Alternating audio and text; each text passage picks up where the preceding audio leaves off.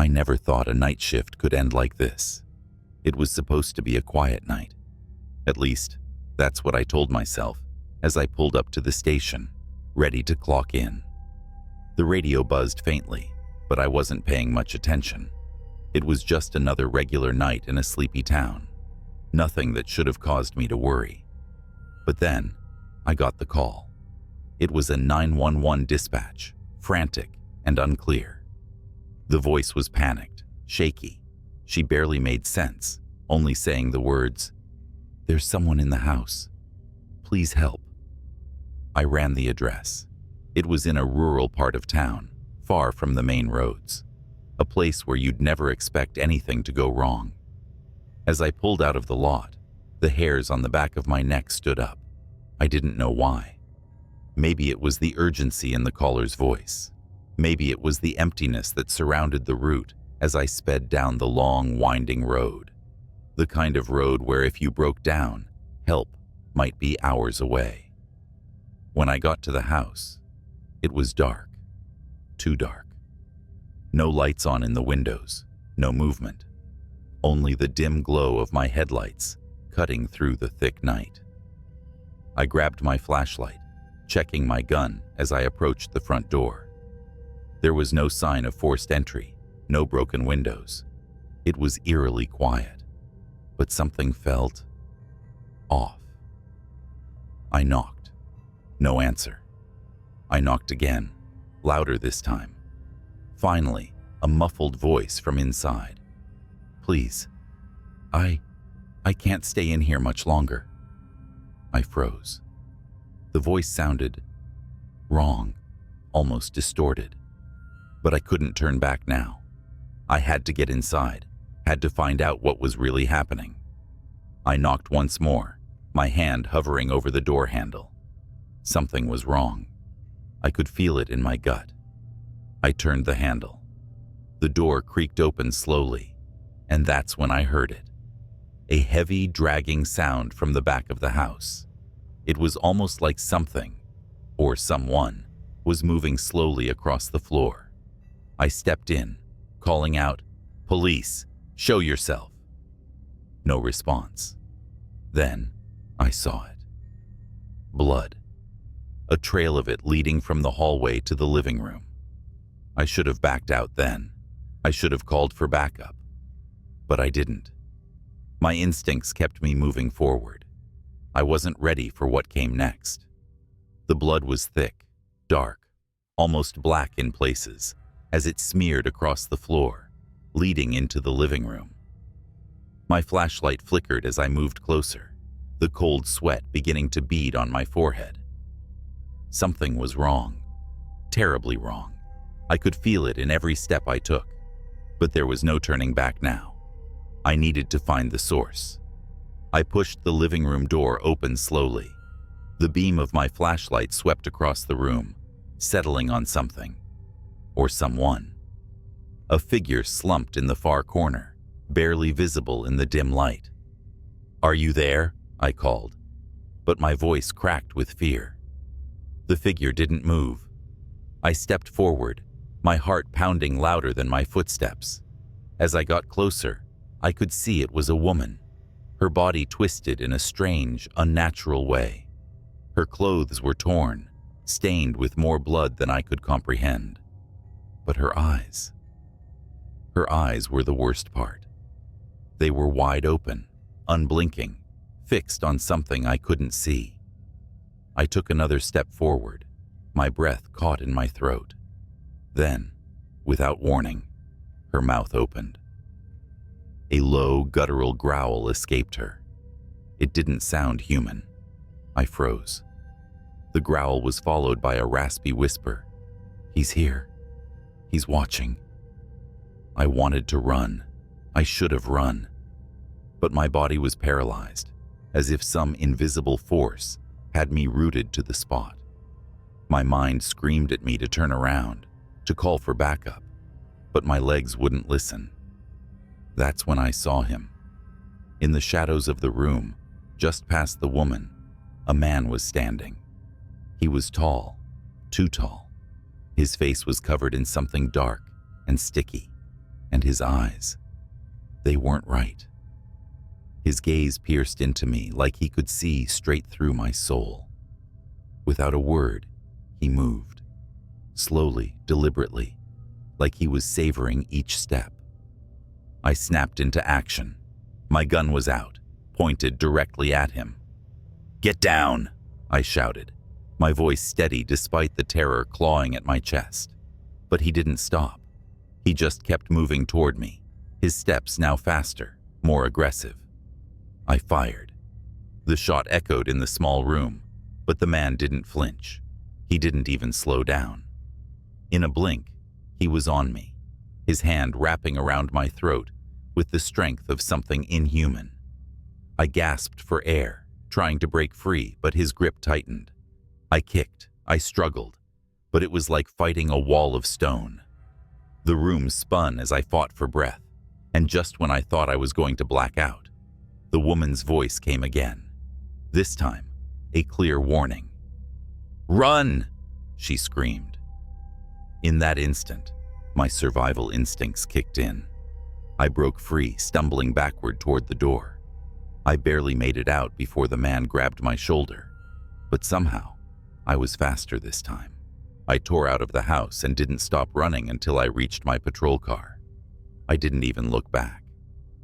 As I drove away, I could see the lights of the house flicker behind me, like someone was turning them on one by one.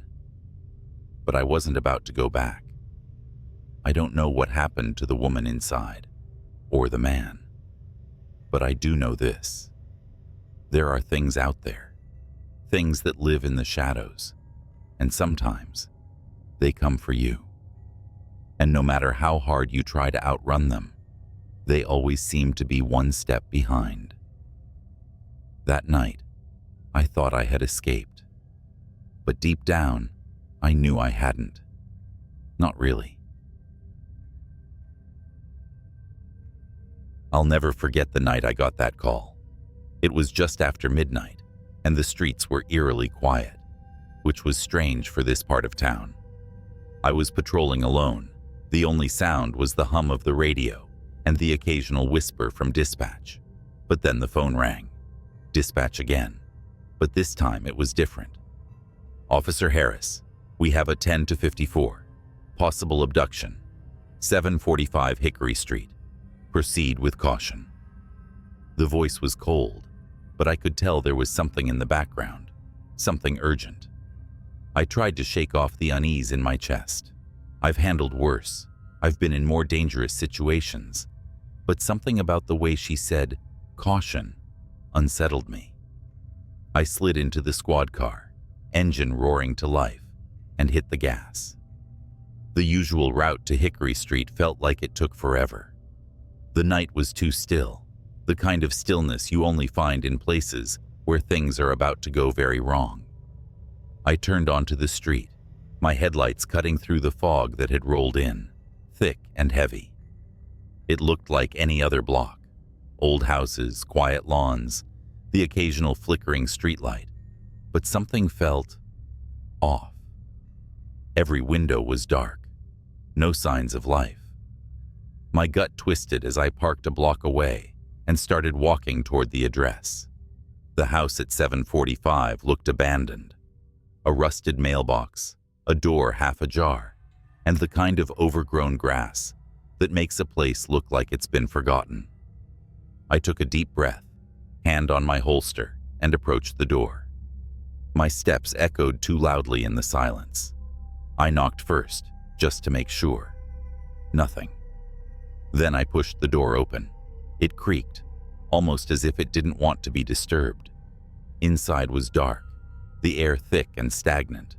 The only sound was my own breathing and the soft drip of water somewhere deeper in the house. Then I heard it. A faint whisper. But it wasn't coming from anywhere I could see. It was as if it was coming from the walls themselves. "Help me." I froze, my heart pounding in my chest. "Help me." It was faint, but I heard it again, coming from upstairs. I drew my weapon and started climbing the creaky stairs. Each step seeming to echo louder than the last. The second floor was even darker, but I could make out a faint figure at the end of the hall. I approached cautiously, my flashlight scanning the room. And that's when I saw her. A woman, hunched in the corner, her back to me. She was rocking back and forth, whispering something I couldn't make out. But what caught my attention wasn't just her. No, it was the shape beside her, just barely visible. A shadow. I felt my skin crawl as I took a step closer. The woman's head snapped around, her eyes wide with terror. But before I could speak, the shadow moved. It was like it knew I was there. Something in the air changed, like the room itself was holding its breath. And then, the woman whispered something I'll never forget. "They're here." Before I could react, the door slammed shut behind me. I spun around, but there was nothing. Just the darkness, closing in. I couldn't breathe. The air was thick, like the house itself was swallowing me whole. I turned back to the woman, but she was gone. Vanished. There was no sound, no movement, just an oppressive stillness in the room. I tried to force the door open, but it wouldn't budge. I shoved harder, my palms sweating, but the door didn't move an inch. Panic started creeping in, crawling up my spine. Something wasn't right. None of this was making sense. Then I heard it again. That whisper. "Help me." It was softer this time, coming from the far end of the room. I swung my flashlight in the direction of the voice, but it landed on nothing. Just the shadows, deep and consuming. I took a step forward, my mind racing. That's when I saw it. A figure in the corner, barely visible in the dark, almost blending into the shadows. It wasn't the woman anymore. This was something else. Taller, darker. The shape seemed to shift, to grow as I looked at it. A heavy presence, like a weight in the air, pressing down on me. I couldn't move. My legs were frozen, my heart hammering in my chest. It was as if the shadow was watching me, waiting for me to make a move. It was alive. And then it spoke. "Leave, or you'll never leave." The voice was low, guttural, like it came from the very walls themselves. My instincts screamed at me to run, but my body wouldn't cooperate. The room felt smaller, suffocating, and I could feel the temperature drop. My breath came out in visible clouds. In that moment, I knew I wasn't alone in the house anymore. Something had followed me inside, something that didn't want me to leave. My hand trembled as I reached for my radio, trying to call for backup, but it was dead. The static buzzed back at me, but no words came through. I was trapped. The shadow inched closer, its shape becoming more distinct, more solid, and then it moved, faster than I could blink. 1 second it was in the corner. The next it was right in front of me. The smell hit me first, a sharp metallic scent, like blood. I stumbled backward, my gun raised, but it wasn't real. The shadow. It wasn't human. It couldn't be. It wasn't something that could be stopped with a bullet. And just as quickly as it had appeared, it disappeared into the wall. Gone. But I didn't feel safe. In fact, I felt more terrified than I had in my entire career. The house was closing in around me, the walls pressing together, the air suffocating. I could hear the whispers again, louder now, all around me. "Leave. You don't belong here." I couldn't shake the feeling that whatever this thing was, it was playing with me, testing me. Finally, after what felt like an eternity, the door behind me opened. I didn't think twice. I ran. I ran out of that house, as fast as I could, not daring to look back. I made it to my car, slammed the door shut, and floored the gas, not stopping until I was miles away, from 745 Hickory Street. I haven't been back since, and I don't think I ever will, because some places, some things, are never meant to be disturbed. I still remember the call like it was yesterday. My phone rang at exactly 2:47 a.m., a time that's forever etched into my memory. It was an unknown number. Normally, I wouldn't have picked up. Being a cop in a small town, you get used to late-night prank calls. But something told me this time it was different. Something about the silence on the other end as I answered sent a chill down my spine. "Hello?" I asked, my voice hoarse from just waking up.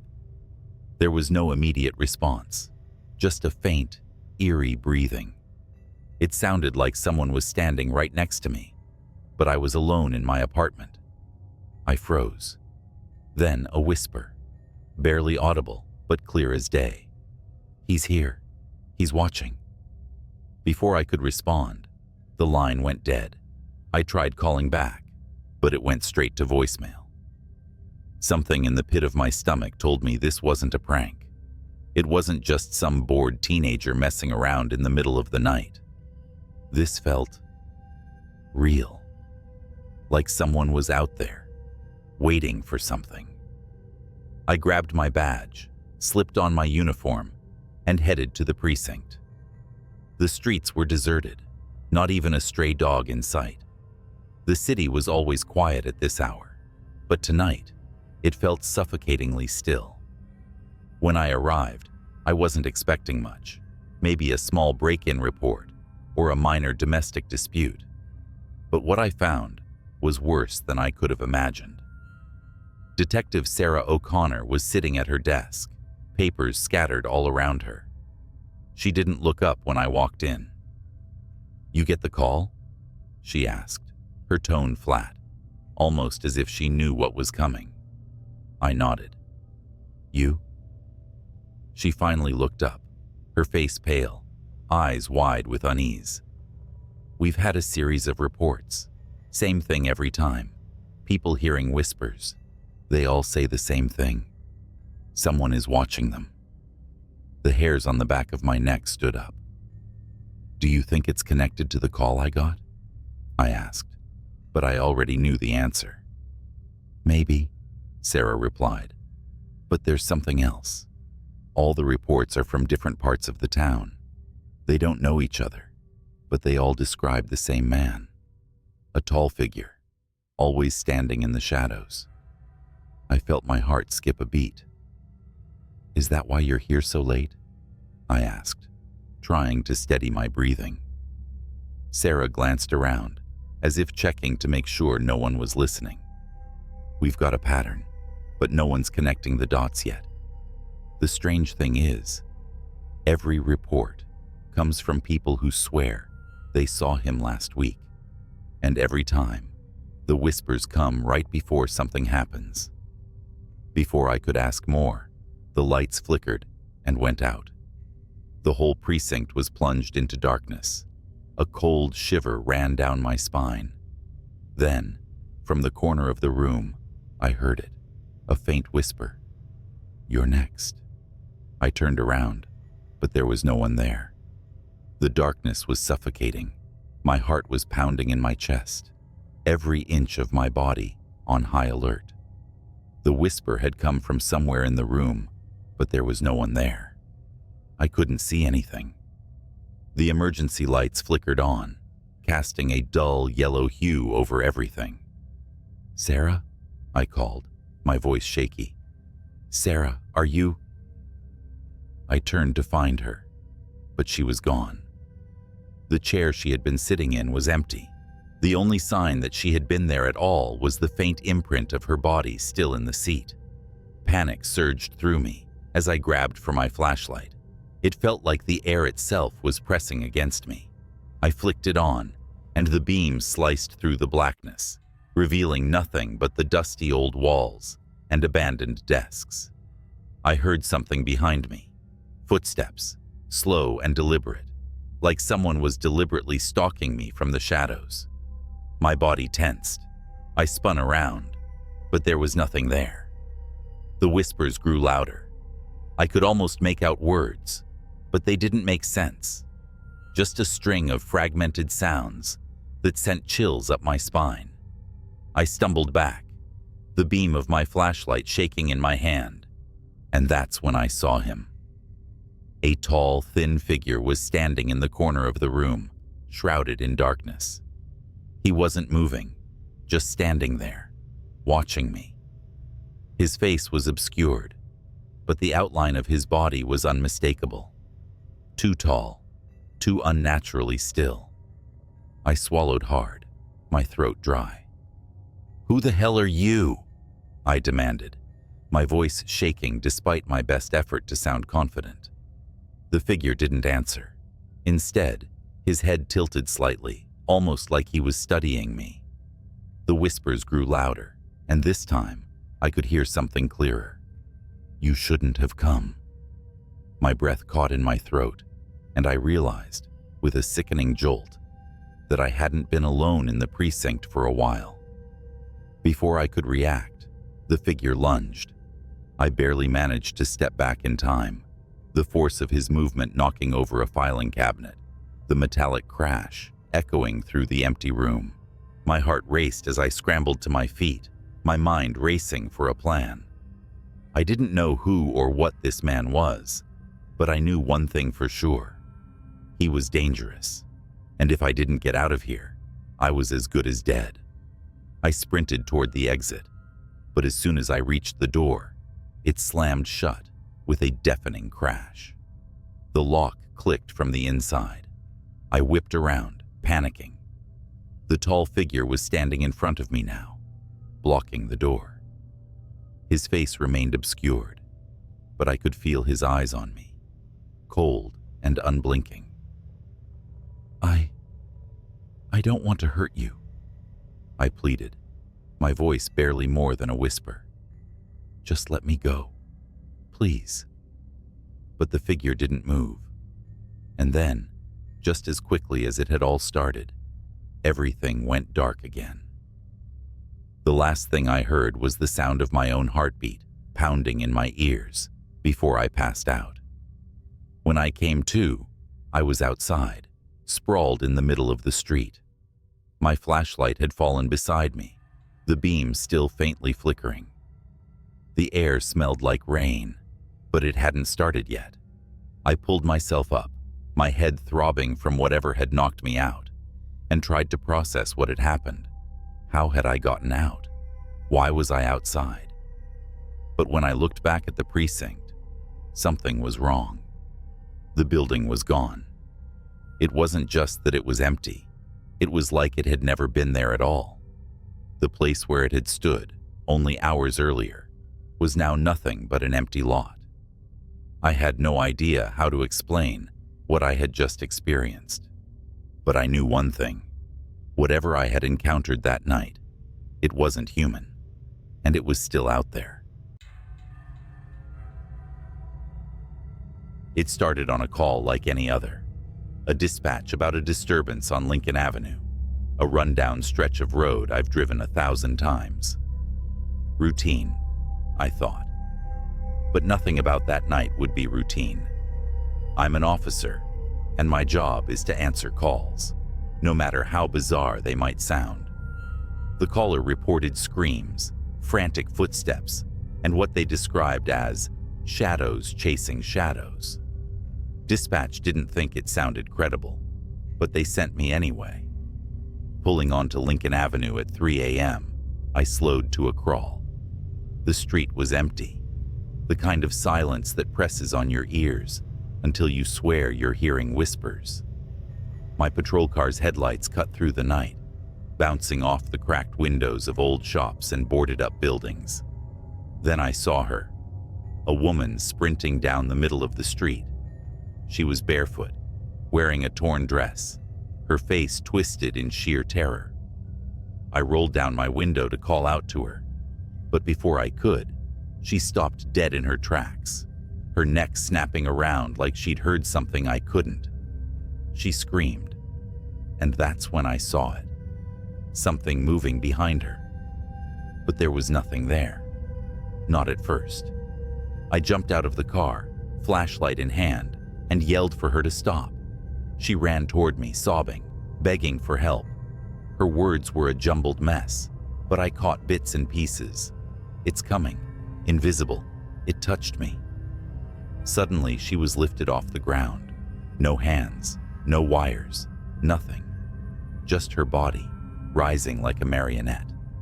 Her feet dangled in the air as her screams turned to choking gasps. My instinct was to run to her, but my feet wouldn't move. It was like the air around me had turned solid. I could only watch as her body twisted unnaturally, her arms and legs contorting in directions they shouldn't go. Then, her head snapped. She fell to the pavement in a heap, lifeless. The silence returned, thick and heavy. My radio crackled with static, but no voices came through. I approached her cautiously, flashlight shaking in my grip. Her wide, glassy eyes stared up at me, mouth frozen, mid-scream. There were bruises around her neck, bruises that didn't look like they came from human hands. I called for backup, but deep down, I knew no one would believe what I just saw. As I waited, something caught my eye, a shimmer in the air, like heat waves rising off asphalt. It hovered where the woman had been lifted. My heart pounded as I reached for my gun. The shimmer moved toward me, slow and deliberate. I fired. The bullet hit something. The shimmer flared, twisting like a living thing in pain, then vanished. But the air didn't feel any lighter. Whatever was out there, I knew it wasn't gone. When backup arrived, I didn't tell them everything, just that I found her like that. The official report chalked it up to a hit and run, the case marked unsolved. But I couldn't let it go. That was the night I learned about the Tartarus Archive. But that's a story for another time. For now, just remember, not everything you see on Lincoln Avenue is real, and some things you don't see are more real than you'd like to believe. Weeks passed, but the image of that woman's body didn't leave me. Every night, I drove down Lincoln Avenue on my patrol, scanning for something, anything, to make sense of what happened. But the street stayed empty, a scar on the city's map. I became obsessed. I started digging through old police files, hoping for patterns. Reports of disappearances on Lincoln Avenue dated back decades. Most were written off as runaways, accidents, or unexplainable events buried under paperwork. But some officers, those who worked late shifts on the avenue, had left chilling notes in the margins of reports. Felt watched, couldn't see anything, but it was there. I tried to share my concerns with my partner, but he brushed it off. "Don't go looking for ghosts," he said. But I couldn't stop. One night, my obsession nearly killed me. I was parked on the avenue, engine off, windows cracked. It was quiet, too quiet. Then, a sound, a faint hum, like static, but coming from nowhere. My skin prickled. I stepped out of the car, flashlight in hand, and looked around. That's when I saw the shimmer again. It was closer this time, less subtle. The air seemed to bend around it, distorting the empty street like a funhouse mirror. My gut screamed at me to get back in the car, but something about it was magnetic. Against all reason, I stepped closer. The shimmer moved. It was fast, darting down the street like a predator circling its prey. My flashlight flickered, then died. My gun felt useless in my holster. And then, I heard the whisper, "You shouldn't be here." It wasn't a voice, not exactly. It was in my head, but louder than my thoughts. I stumbled back, the whisper growing into a deafening roar. Shapes began to form in the shimmer, elongated limbs, hollow eyes, twisted mouths that didn't belong on any living creature. They flickered in and out of existence, like they couldn't fully cross into our reality. I ran. Back in the car, I threw it into drive and sped off. My radio crackled, voices cutting in and out. "Officer down on Lincoln Avenue." The voice wasn't mine. When I reported the incident, I was met with silence. My captain gave me a long, hard look, then dismissed me for the night. 2 days later, I was called into his office. He handed me a file labeled Classified Tartarus Division. Inside were grainy stills from security footage, the woman I'd seen that night, the shimmer, and other images, faces contorted in terror, bodies suspended in midair, shadows that didn't belong to anything human. He said only one thing: "You didn't see anything." I didn't sleep that night. Instead, I combed through the Tartarus file in secret. There were names of other officers, all with eerily similar accounts, all sworn to silence. A few had gone missing. That's when I found the recording. It was from a patrol car on Lincoln Avenue, time-stamped 5 years ago. The dash cam footage showed an empty street at first. Then, the shimmer appeared. The car's engine revved, but the officer never escaped. The shimmer enveloped the vehicle, and within seconds, the footage cut to static. The officer was never found. I requested a transfer the next day. Now, years later, I'm hundreds of miles away from Lincoln Avenue, but the whispers still haunt me. Sometimes when it's quiet, I'll hear the hum, faint but unmistakable. I've learned to ignore it. But if you ever find yourself driving down Lincoln Avenue late at night, and the air feels heavy, like it's pressing down on your chest, don't stop. Whatever you do, don't stop. The first time I saw her was through the cracked screen of a police body cam. "Dispatch, suspect unarmed but acting erratic," the officer muttered as his footsteps echoed down the shadowed alley, his breath clouded in the frigid night air. Every exhale, a whisper of tension. The camera bobbed with his steps, capturing the shimmer of frost on the brick walls and the distant glow of streetlights. Then she appeared.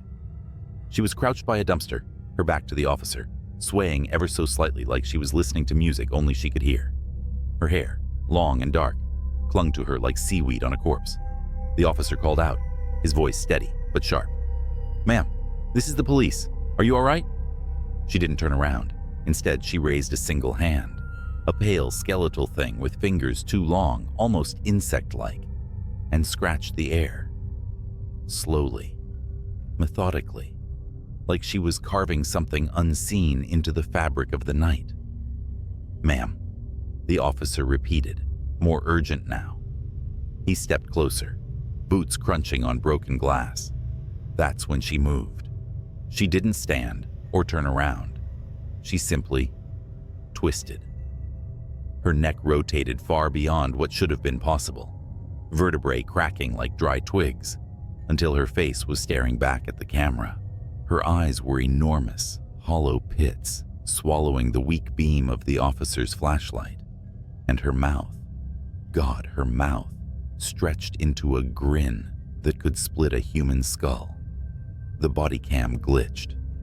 For a moment, the screen was static, the audio a shrill, grating scream. When the feed returned, the alley was empty. The woman was gone. "Officer Monroe, what's your status?" Dispatch buzzed, but Monroe wasn't responding. His body cam showed nothing but the open alley now, the flashlight beam trembling as it panned across damp brick walls. Then, with a wet, guttural crunch, the camera fell sideways. The last thing it captured before going dark was a streak of blood pooling into the frost. I shouldn't have seen that footage, but I did. And now she's found me. For 3 days after seeing that footage, I couldn't sleep. Every creak of my apartment, every shadow caught in the corner of my eye felt alive, as if it carried the echo of her grin. Monroe's body was never found.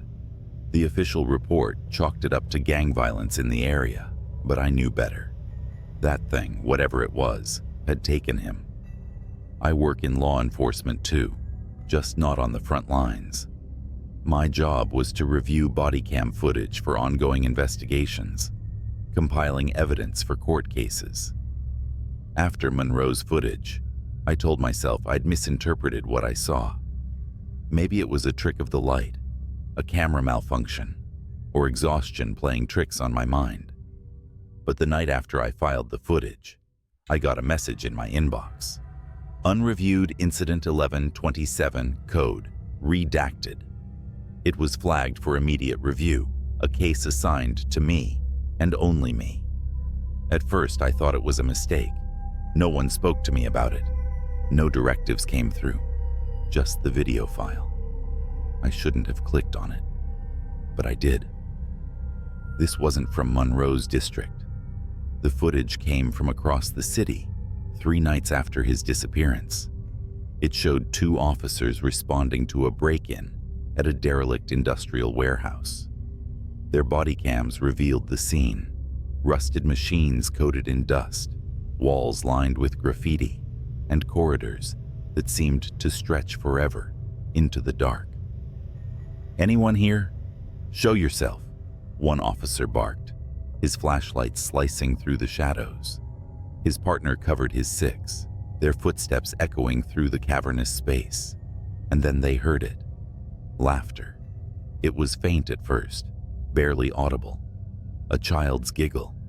But as they moved deeper, it grew louder, distorted, the pitch warping until it sounded less like laughter and more like the twisted cries of something mocking human joy. "Cut the crap," the second officer shouted. "This is your last warning." The laughter stopped. The silence that followed was heavier than the darkness around them. That's when the flashlight beams caught movement. Something darted between the rusted machines, too fast to track. The officers shouted, raising their weapons, but it was no use. The thing emerged, not running, but crawling, limbs too long, joints bending the wrong way. It skittered toward them with impossible speed, its hollow eyes reflecting the light like mirrors. One officer fired. The gunshots echoed, deafening in the emptiness. The creature stopped, crouched on all 4s, and cocked its head. It didn't bleed. It didn't fall. It simply stared, grinning that same skull-splitting grin. Then it lunged. The camera feed erupted into chaos. Flashes of limbs, screams, static. The footage ended abruptly. I shut my laptop, heart pounding. My apartment felt suffocatingly quiet. Too quiet. And then I heard it. A faint scratching noise. At first I thought it was coming from the walls, maybe rats or the old pipes. But as I sat there frozen, I realized it wasn't the walls. It was my window. I turned slowly. The blinds were drawn, but I could see the silhouette behind them. Something tall, with fingers too long, was tracing patterns in the glass. Slowly, methodically. I don't know how long I sat there, paralyzed, staring at that shadow. Minutes. Hours. Finally, I mustered the courage to reach for my phone. My fingers trembled as I dialed 911. 911? What's your emergency? "There's someone outside my window," I whispered. "Can you describe them?" The scratching stopped. The blinds fluttered, as if touched by a faint breeze. Then slowly, they began to part. "No," I stammered. No. Sir, are you there? Sir?" It was her. That face. That impossible grin. Her hollow eyes bore into mine as she pressed her palms flat against the glass, her nails scraping in a slow, deliberate rhythm. She leaned closer, her grin widening, until the corners of her mouth began to tear. I dropped the phone. I don't remember what happened next. One moment I was in my living room. The next I was sprinting down the fire escape, barefoot and half-dressed, into the freezing night. I didn't stop until I reached the nearest precinct, pounding on the doors like a lunatic. When they finally let me in, I tried to explain what I'd seen, But no one believed me. The footage from Monroe's body cam, gone. The unreviewed file, deleted from the system. They pulled up my personnel file and flagged me for mental health evaluation. I quit the next day. Now I'm writing this from a motel on the edge of town, lights blazing, a chair propped against the door. I don't think it'll matter. Wherever I go, she'll find me.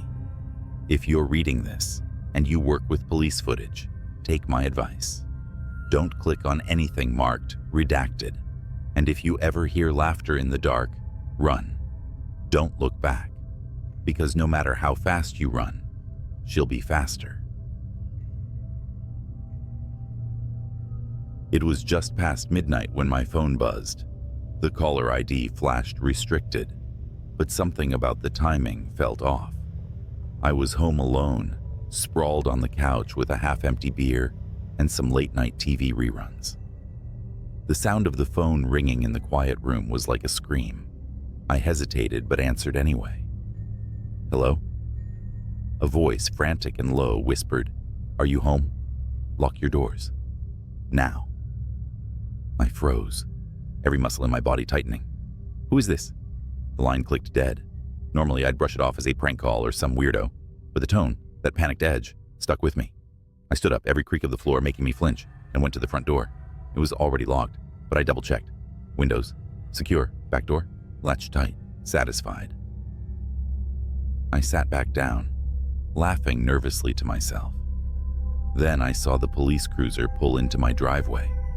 The patrol car's lights weren't flashing, but its mere presence was enough to make my stomach churn. A tall officer stepped out, his silhouette sharp against the dim porch light. He knocked twice, and I debated for half a second whether to open it. "Mister?" His voice carried through the door. I answered cautiously, opening it just enough to meet his eyes. "Yeah? Something wrong?" "We received a report of suspicious activity in the area," he said. His voice was calm, almost rehearsed, but something in his eyes. It wasn't just concern. It was fear. "Have you seen or heard anything unusual tonight?" Well, I got a weird phone call a few minutes ago," I admitted. "Told me to lock my doors." The officer nodded, his hand resting lightly on his holstered gun. "May I come in?" Something in me screamed not to let him, but he was a cop. What else could I do? "Yeah, sure." As soon as he stepped in, I noticed the tension in his shoulders. He was scanning the room like he expected someone or something to leap out at any moment. "What's this about?" I asked, trying to mask my growing unease. He hesitated, then motioned toward the living room. "Can we sit? I'll explain everything." We sat. He didn't take off his hat, didn't relax. Instead, he leaned forward, resting his elbows on his knees, and lowered his voice. "There's been an incident nearby. I need to ask. Have you noticed anything strange in the past week? People following you? Strange vehicles parked outside?" My heart skipped a beat. "No, nothing like that. What kind of incident are we talking about?" He glanced toward the window, then back at me. "A break-in.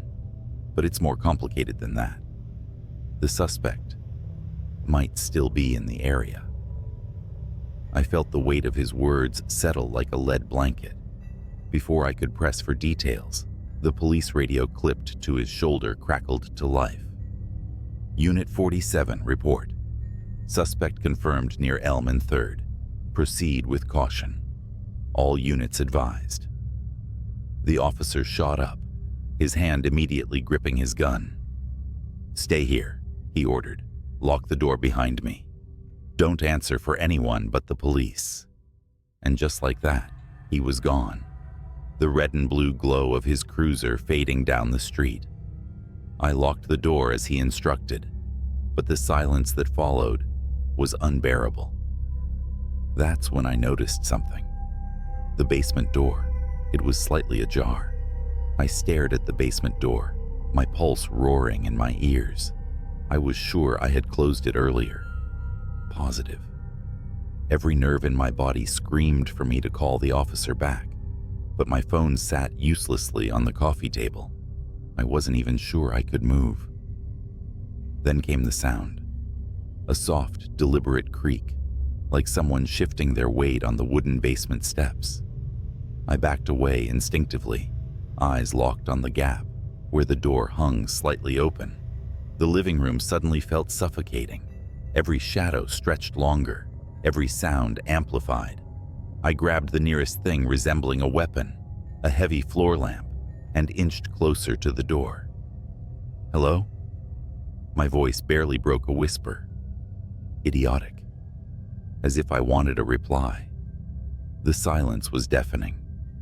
Then came a slow, scraping noise, like metal dragging against the wall. My heart felt like it was trying to escape my chest. "Look," I stammered.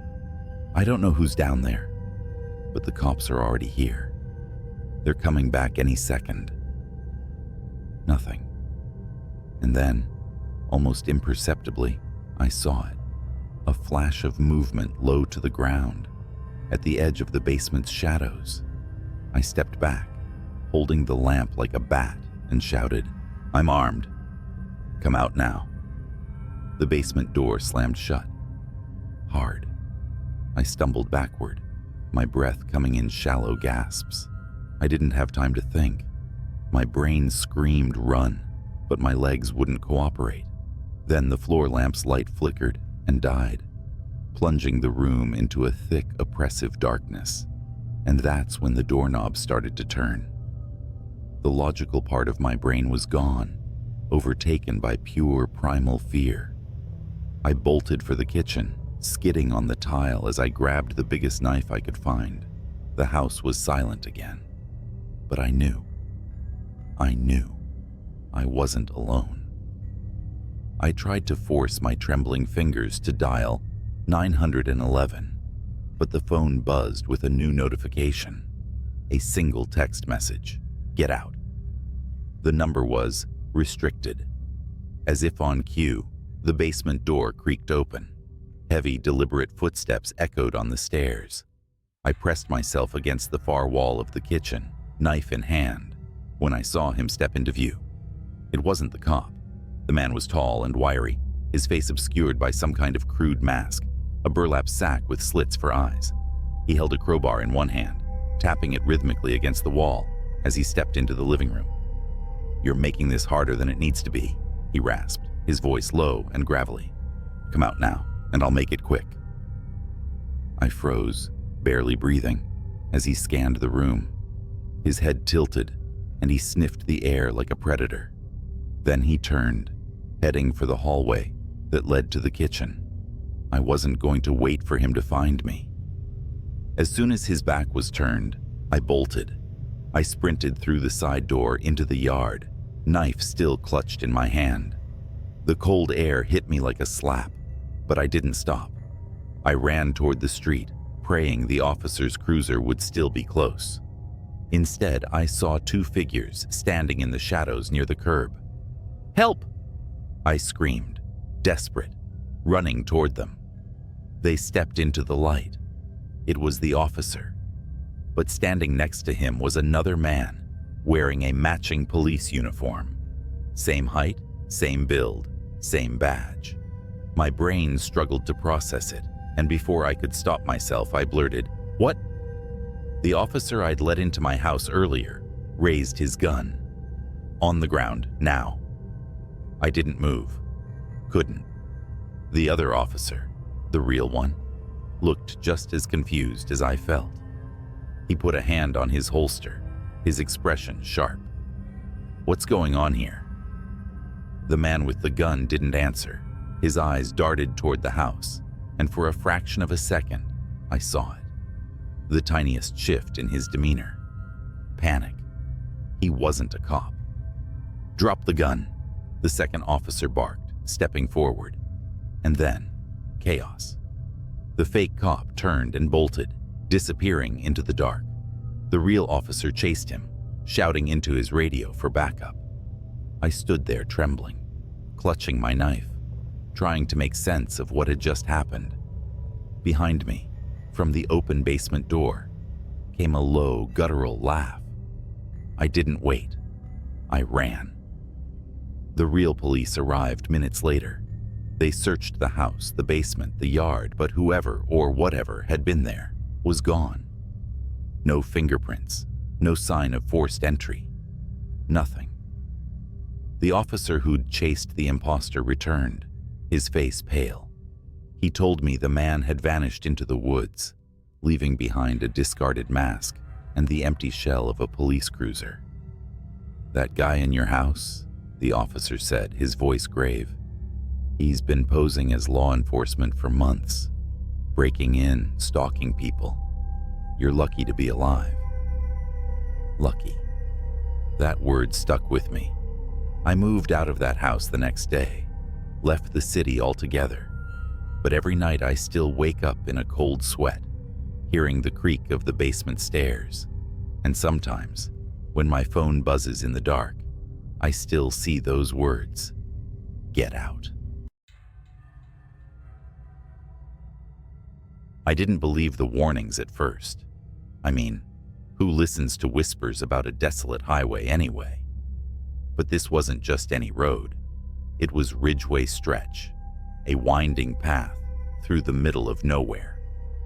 My night shift had just ended, and my brain was buzzing too much for a straight route home. Something about the idea of open roads under a pitch-black sky seemed soothing. I should have stayed on the main road. It started harmless enough. The hum of my car, the faint rhythm of late-night radio, and the vast emptiness stretching ahead. But something felt off. The moon, which had been full and bright, vanished behind clouds, plunging the world into a darkness so thick my headlights barely made a dent. Then I saw it. A figure on the side of the road, just standing there. I slowed down, debating whether to stop. They didn't wave, didn't move, just stood still like they were carved out of the darkness itself. Something about the way they leaned slightly forward felt wrong, like gravity was holding them in place unnaturally. My instinct screamed, "Keep driving." So I did. But as my car rolled past, the headlights flickered, and I swear I saw the figure twist its head to watch me. Only there were no eyes, just hollow pits. My chest tightened, and I floored the gas pedal. The car roared forward, the speedometer climbing past 70, but I couldn't shake the feeling that something was following me. The road felt endless, curving in ways it hadn't before, twisting like a serpent. My GPS blinked out, replacing my destination with static. That's when the radio crackled to life. A voice, low and distorted, seeped through the speakers. "You shouldn't have ignored me." I nearly swerved off the road as the voice hissed through the car's speakers. My heart pounded so hard, it felt like it was rattling my ribs. The radio wasn't even turned on. I'd switched it off minutes ago, fed up with static. But here it was, alive and taunting me. I tried to laugh it off, convincing myself it was just my mind playing tricks. Long shift, dark road, adrenaline. Classic ingredients for a good scare. That's all it was. At least, that's what I told myself until my headlights caught movement up ahead. Something darted across the road, low and fast, like an animal. I slammed the brakes hard, skidding to a stop. The silence afterward was deafening. My car idled in the middle of the stretch, headlights illuminating nothing but empty asphalt and the distant shimmer of mist. Then came the sound, a soft, rhythmic tapping. It wasn't coming from outside, it was coming from above. I froze, staring at the roof of the car. The tapping grew louder, sharper, like nails scratching at metal. My breath hitched as I glanced at the rearview mirror.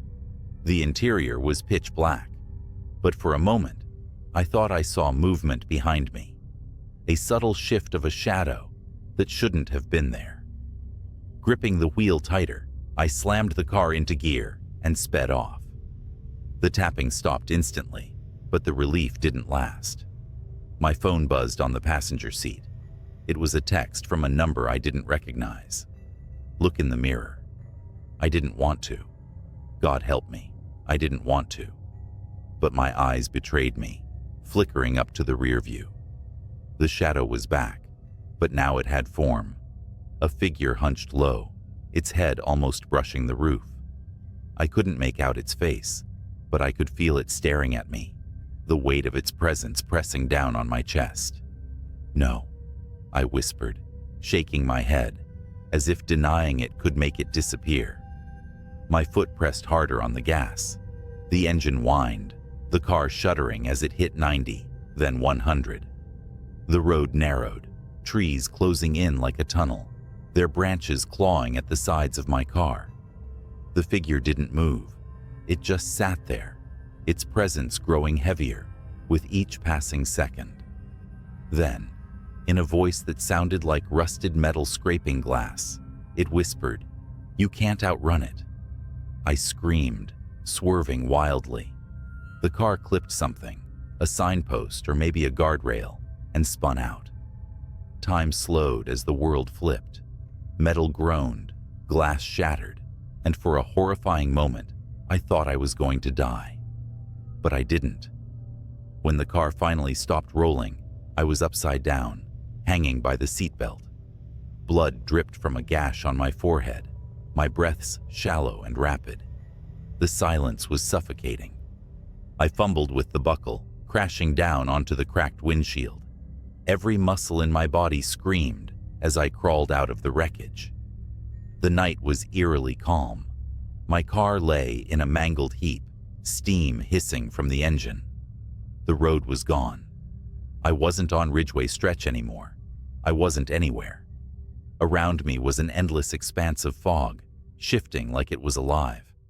Then I heard it, the crunch of footsteps on gravel. Slow, deliberate, growing closer.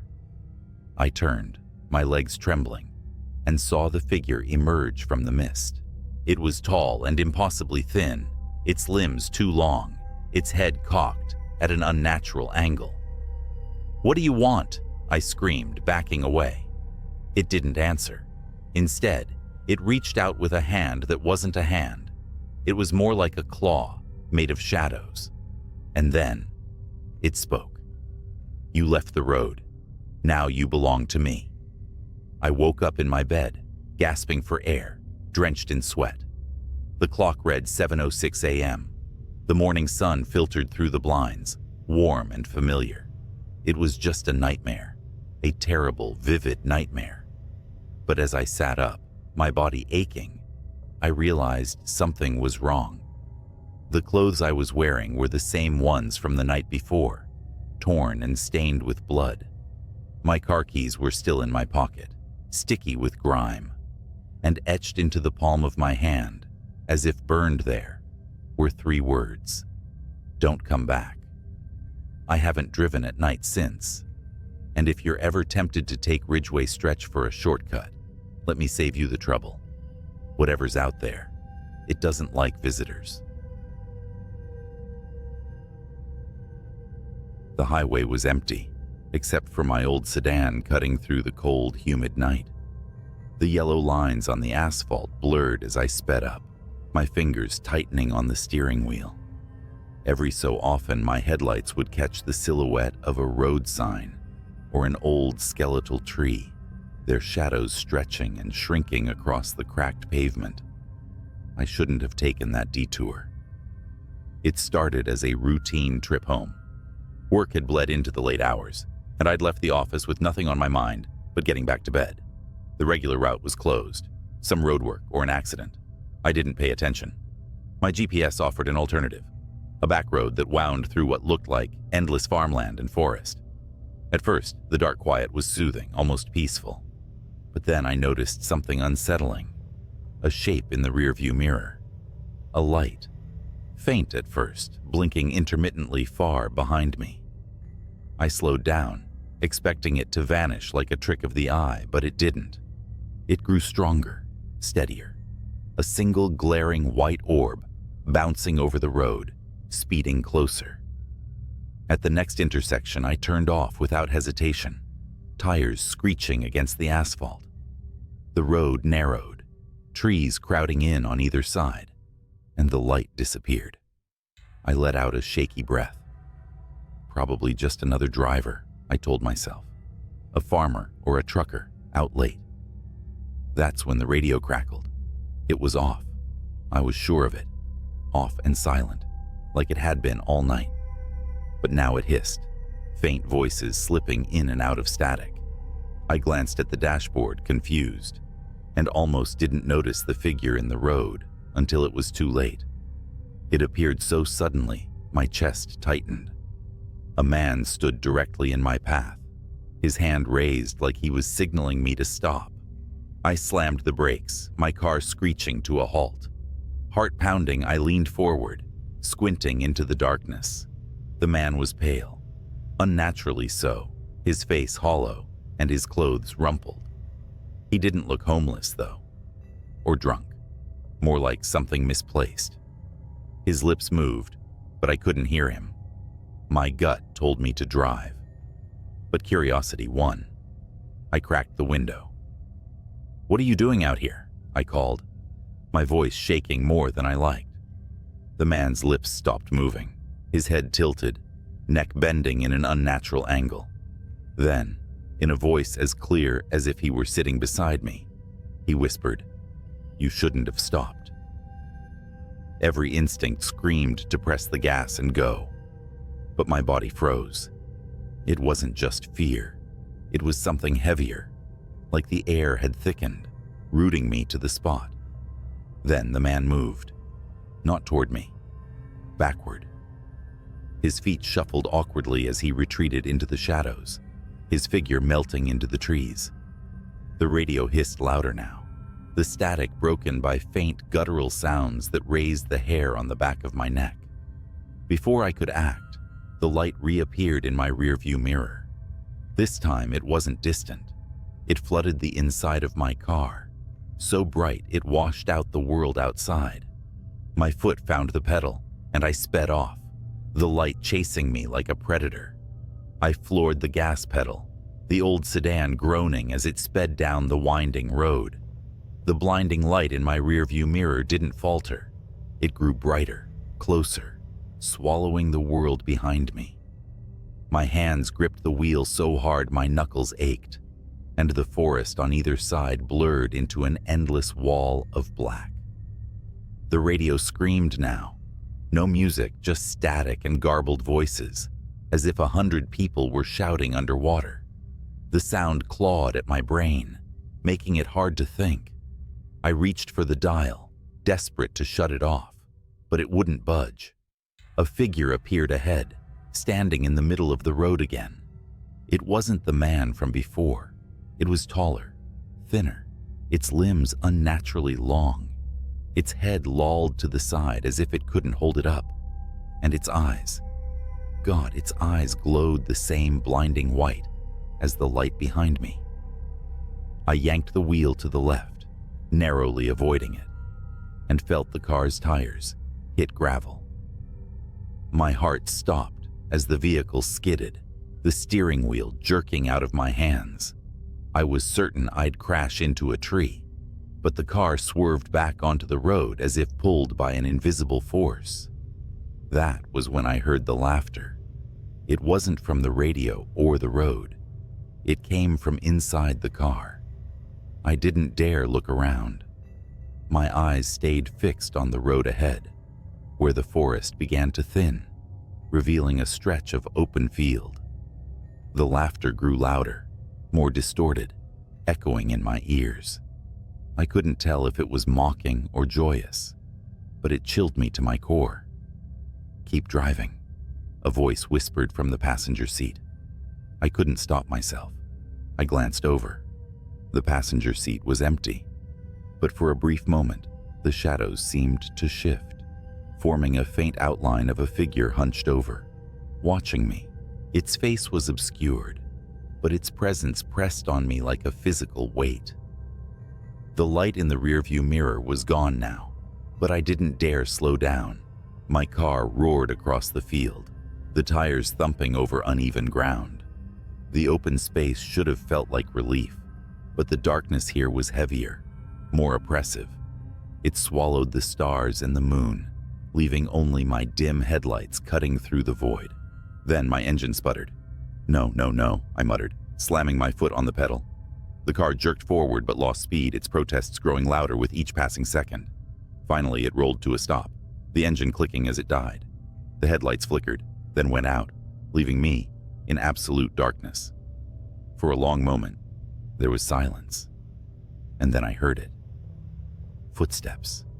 Slow, deliberate, crunching over the dirt behind me. My breath hitched, my entire body trembling. I fumbled for my phone, desperate to turn on its flashlight, but it slipped from my hands and fell somewhere under the seat. The footsteps stopped. A faint glow appeared in the distance, the same orb of light I'd seen earlier. It hovered, pulsating like a heartbeat, and slowly began to move toward me. I scrambled out of the car, my legs weak, my body screaming to run, but unable to obey. The orb floated closer, illuminating the field in its eerie, shifting glow. And then I saw them. Figures stood all around me, their outlines faint and flickering, like static on an old TV. They were just outside the orb's reach, encircling me. Their faces were blank, no features, no eyes, just smooth, pale surfaces that tilted toward me as if watching. The orb stopped a few feet away, hovering in the air. I stared at it, mesmerized, as it began to change. Its light dimmed, revealing a swirling, gas-like surface that twisted and turned. The figures stepped closer, their movements jerky, unnatural. I forced myself to move, stumbling backward. My hand brushed against something cold and metal. The car's door. Without thinking, I climbed back inside and locked the doors, as if that could protect me. The orb didn't follow. Instead, it began to stretch and shift, forming a long, thin shape that resembled an arm.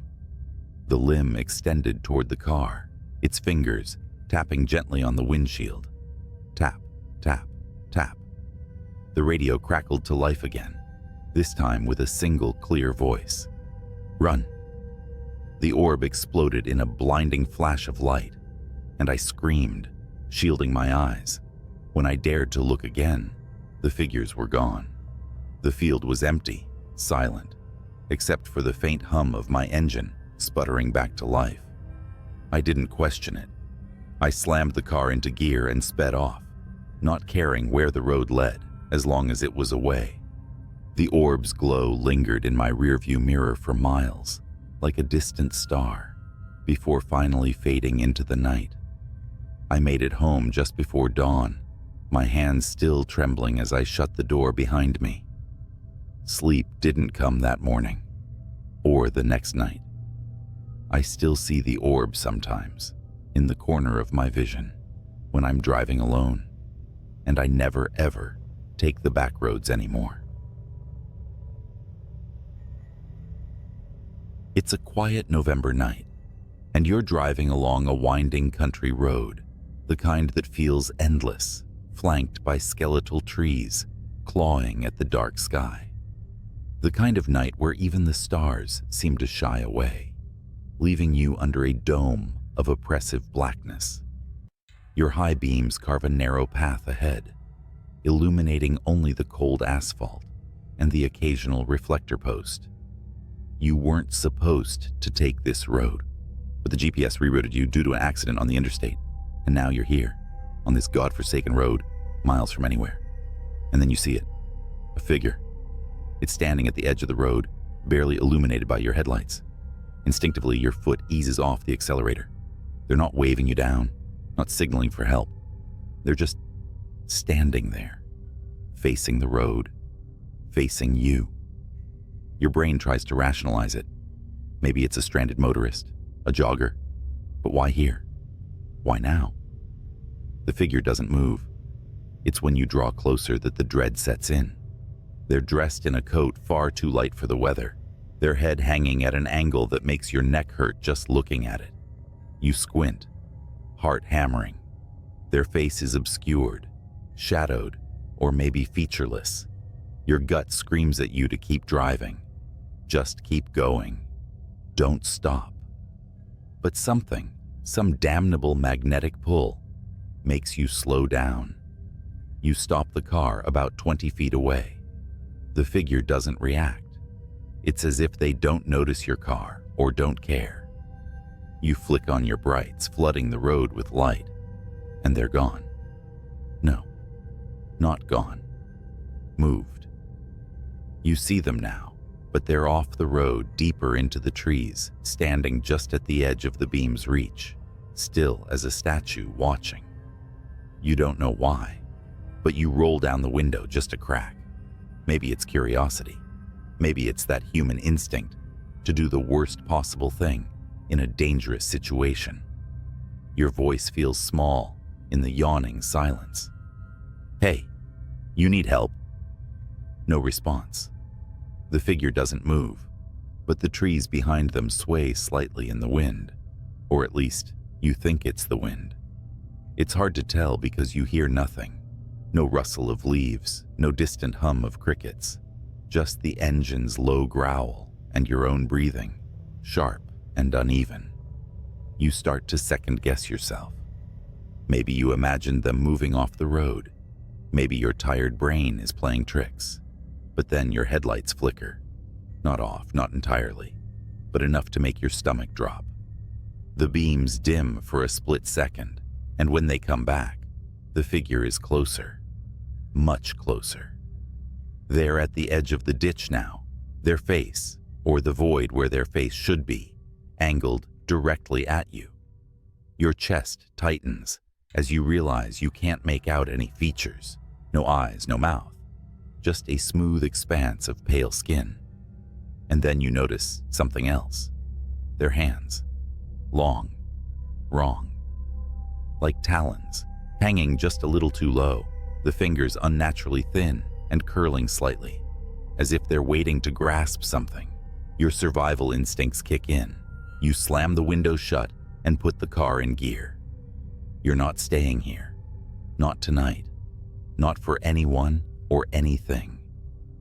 The tires screech as you take off, but as the car lurches forward, you feel a weight, a pressure, like someone's holding the back of the car, the rear view mirror.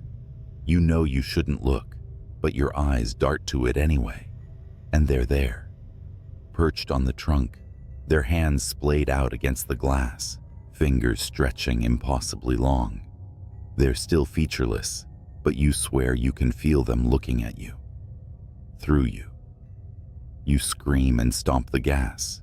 The car roars, the tires find grip, and for a second, you think you're free. The figure slides off the back, disappearing into the dark road behind you. Relief washes over you in a cold wave, but then something taps the window. Once, twice, a rhythmic knock, deliberate and unhurried. It's coming from the passenger side. You whip your head around. The figure is sitting in the seat beside you, impossibly calm, hands resting on their knees like they've been there the whole time. The inside of the car reeks now, like wet earth and decay. You don't even think. You wrench the wheel to the side. The car fishtails, and you barely manage to keep it from rolling as it screeches to a halt in the middle of the road. You throw open the door and bolt into the woods, leaving the car behind. Branches slash at your arms and face as you run. You don't know where you're going, but anywhere is better than here. The figure doesn't chase you, at least not in the way you expect. You can't see them, but you feel them. Their presence is heavy, like the air is pressing down on you. Every shadow seems alive, every sound amplified. Finally, you burst into a clearing and collapse to your knees. The moonlight bathes the open space, giving you the first sense of security you've felt all night. You take a moment to catch your breath, the cold seeping into your skin as you sit there trembling, and then you hear it. The knock. Once, twice.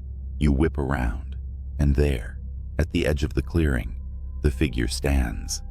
Only now, they're not alone. Dozens of them emerge from the trees, identical and featureless, their long fingers curling and uncurling as they close in. They form a perfect circle around you, their movements synchronized, their heads tilting in unison. Your scream catches in your throat as they close the gap, their smooth faces mere inches from yours. And then, blackness. When you wake up, you're in your car. It's parked neatly at the gas station you stopped at before this nightmare began. The sun is rising, the orange glow spilling over the horizon. The engine is off, your keys in your lap. Everything looks normal, except for the muddy handprint smeared across your windshield. It started with a buzzing fluorescent light overhead, one of those that flicker in just the wrong rhythm to dig under your skin. I was midway through another night shift at the 24-hour gas station, just off Route 17. You know the kind, reeking of old coffee, shelves lined with stale chips, and the perpetual hum of the ice cream freezer. That night, a fog rolled in thicker than I'd ever seen, swallowing up the world outside. The highway was nothing but black asphalt disappearing into a wall of gray. I hated working these shifts alone, but we'd just lost our only other night clerk. Guess it was my turn to hold down the fort until corporate hired someone new. It wasn't long before the first weird thing happened. Around 1:30 a.m., I heard it. A faint tapping, like fingernails drumming against glass. It came from the front window. At first, I thought it was just some bug drawn to the neon open sign, but the sound was deliberate, methodical. Tap, tap, tap. I glanced up from the register, squinting through the fog-drenched pane. For a second, I thought I saw a shadow move. Hello? My voice cracked, embarrassing me even in my solitude. No answer. Steeling myself, I stepped out from behind the counter and moved closer to the glass. My breath fogged up the pane as I leaned in, searching for movement. Then, from the corner of my eye, I saw it. A hand. Pale, long fingers, almost skeletal, reached up and pressed against the outside of the glass. My heart leapt into my throat. I stumbled back, knocking over a rack of potato chips. The hand was gone. I fumbled for the phone, but of course, the damn landline had been out for days. Cell service out here? Forget it. Swallowing the lump in my throat, I convinced myself it was a prank. Some drunk weirdo messing around. But deep down, I knew better. I sat back behind the counter, trying to focus on restocking cigarettes and lottery tickets. For a while, it was quiet again, save for the buzz of that stupid light. Then the power flickered, plunging the store into a brief, suffocating darkness. When the light snapped back on, something wasn't right. One of the aisles, the one with the cheap candy, had been knocked over. Candy bars scattered across the floor. No way had that been like that before. I grabbed the flashlight we kept under the counter and stepped into the aisle. My palms were slick with sweat. "Is someone here?" I called out. My voice echoed against the empty shelves. No answer. Then, the freezer door slammed shut behind me. I whipped around, flashlight trembling in my hand. The freezer doors gleamed under the flickering light, their surfaces coated with condensation. Slowly, I moved toward them, each step feeling heavier than the last. The air seemed colder than it should have been, like the chill from the freezers had leaked into the entire store. My breath puffed out in short, nervous clouds. And then I saw it. One of the glass doors had fogged over, and written in the condensation, in long, jagged letters, were the words, "Look behind you." I froze. Every hair on my body stood on end. My throat felt tight, like something invisible was wrapping around it. I didn't want to turn. Every cell in my body screamed, "Don't turn around." But I did. The flashlight beam swept over the empty aisles, shaking as I scanned for anything out of place. There was nothing, just shelves of junk food and energy drinks. The fogged-up window near the entrance. The door I swore I had locked earlier, now standing slightly ajar. A tendril of fog, curling in like a lazy, creeping snake. And then, movement. At the edge of the beam, something darted between the shelves. Not walking, crawling. I backed up toward the counter, flashlight shaking. "Who's there?" I shouted, my voice cracking. It appeared then, just for a second, peeking out from the corner of the pet food aisle. A face. But it wasn't a face. No eyes, no mouth, just smooth, pale skin stretched unnaturally tight over bone. The thing leaned out farther, its head cocking to one side like it was studying me. Then it scuttled out of sight, faster than anything human should move. I didn't think, I just ran. I sprinted toward the front door, slamming into the glass, fumbling with the lock. My fingers felt clumsy, the cold making them numb. Behind me, I heard it again, the tapping. But this time, it was everywhere. From the freezer doors, the windows, even the ceiling. Tap, tap, tap. The door finally gave way, and I stumbled out into the fog. The cold air hit me like a slap, but I didn't stop running. The gas pumps were barely visible through the haze, their lights dim and flickering. That's when I heard the voice. "Where are you going?" It came from all directions, deep and rasping, like someone trying to talk through a throat full of gravel. I turned, flashlight beam slicing through the fog, and saw them. Dozens of them. Figures, crawling on all fours, their faceless heads tilted unnaturally. Their pale bodies seemed to shimmer, half solid, like they were caught between this world and another. They were closing in, surrounding me. I did the only thing I could think of. I ran for my car. The keys were in my pocket, but my hands were shaking so badly, it felt like it took an eternity to pull them out. The flashlight slipped from my grip and rolled away, its beam casting eerie shadows as it spun. I finally got the door open and threw myself inside, slamming it shut.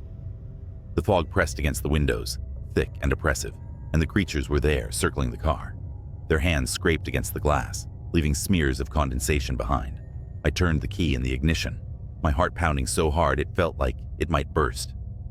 The engine sputtered once, twice, before roaring to life. The creatures froze, their heads snapping toward me in unison. For a moment, everything was silent. Then they screamed. It was a sound unlike anything I'd ever heard, high-pitched, guttural, like 1,000 voices crying out in agony. They lunged at the car, their hands slamming against the windows, their bodies writhing and twisting in impossible ways. I floored it. The tires squealed as I shot forward, the creatures scattering in the headlights. I didn't stop. I didn't look back. I drove through the fog, the empty highway stretching out before me like a lifeline. Eventually, the fog lifted. The gas station disappeared in my rearview mirror, swallowed by the darkness. I quit the next day.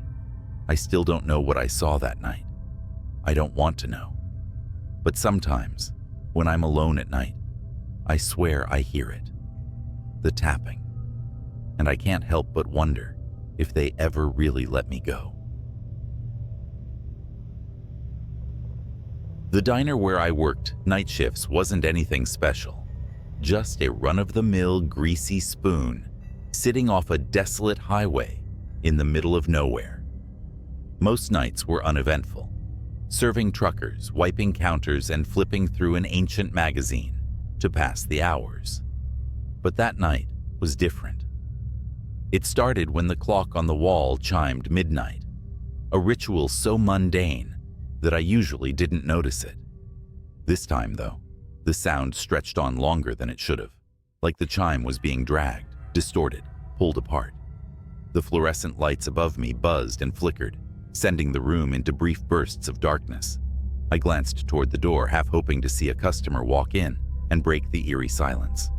Instead, the night outside seemed thicker than usual, the parking lot lights barely piercing the foggy darkness. Then the bell above the door jingled. No one had walked in. That's when I noticed the booth at the far end of the diner. It was occupied. I hadn't heard anyone come in. The man sitting there had his back to me. He wore a black jacket, the kind with a hood, though it was down. His dark hair was greasy and matted, and he sat perfectly still, staring out the window into the nothingness beyond. "Can I help you?" I asked, trying to keep my voice steady. He didn't turn around. Great. Another weirdo. I grabbed the coffee pot and walked over, the sound of my sneakers sticking to the linoleum, filling the oppressive silence. "Coffee?" He turned his head slightly, just enough for me to catch a glimpse of his face. His skin was pale, almost sickly, and his eyes were glassy, unblinking. "Do you ever wonder," he said, his voice low and gravelly, "what's watching when you're alone?" I froze, coffee pot trembling in my hand. What?" His lips curled into a grin, not a friendly one. Before I could respond, the lights in the diner flickered again. The man's grin widened, and when the lights steadied, the booth was empty. My stomach dropped. The coffee pot slipped from my fingers, shattering on the floor. And then, I heard it. A faint tapping, rhythmic and deliberate, coming from the kitchen. I stood frozen, staring at the shards of glass and the growing puddle of coffee at my feet. The tapping continued, echoing from the kitchen in the back. Each sound felt deliberate, as if whatever was making it wanted me to know it was there. My mind raced through rational explanations. Maybe it was a raccoon that got in through the back door. Maybe it was just the pipes. Maybe I was imagining things, but none of those thoughts made my legs stop trembling. "Hello?" I called out, my voice barely above a whisper. No response. The diner was dead silent now, save for the faint hum of the refrigerator and that god-awful tapping.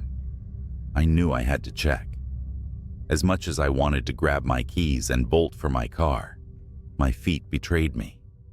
I stepped cautiously toward the kitchen, every squeak of my sneakers against the linoleum, sounding like a gunshot in the stillness. The door to the kitchen was ajar, swinging slightly as if it had just been pushed open. The fluorescent light above it flickered erratically. "Anyone there?" I asked, louder this time. The tapping stopped. My breath hitched, and I clenched my fists to keep them from shaking. I stepped through the door and scanned the room. Everything was where it should be. The counters, the griddle, the industrial sink, nothing out of place. Until I saw the freezer door. It was cracked open. I knew I'd closed it. I was sure of it. The freezer was old, and it didn't stay cool unless it was properly latched.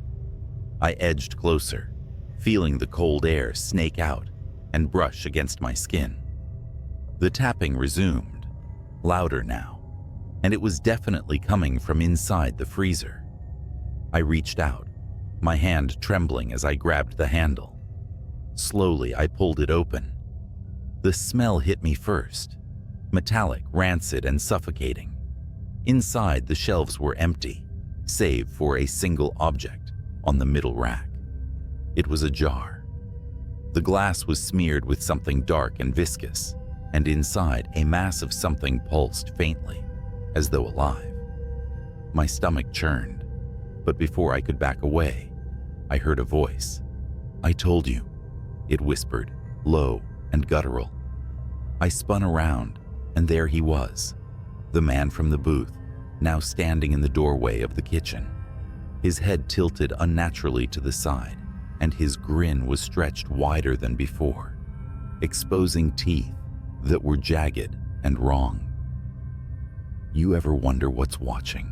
he hissed, his voice distorted, like static on an old TV. I stumbled back, my foot slipping on the slick freezer floor. The jar fell from the shelf, shattering on the ground.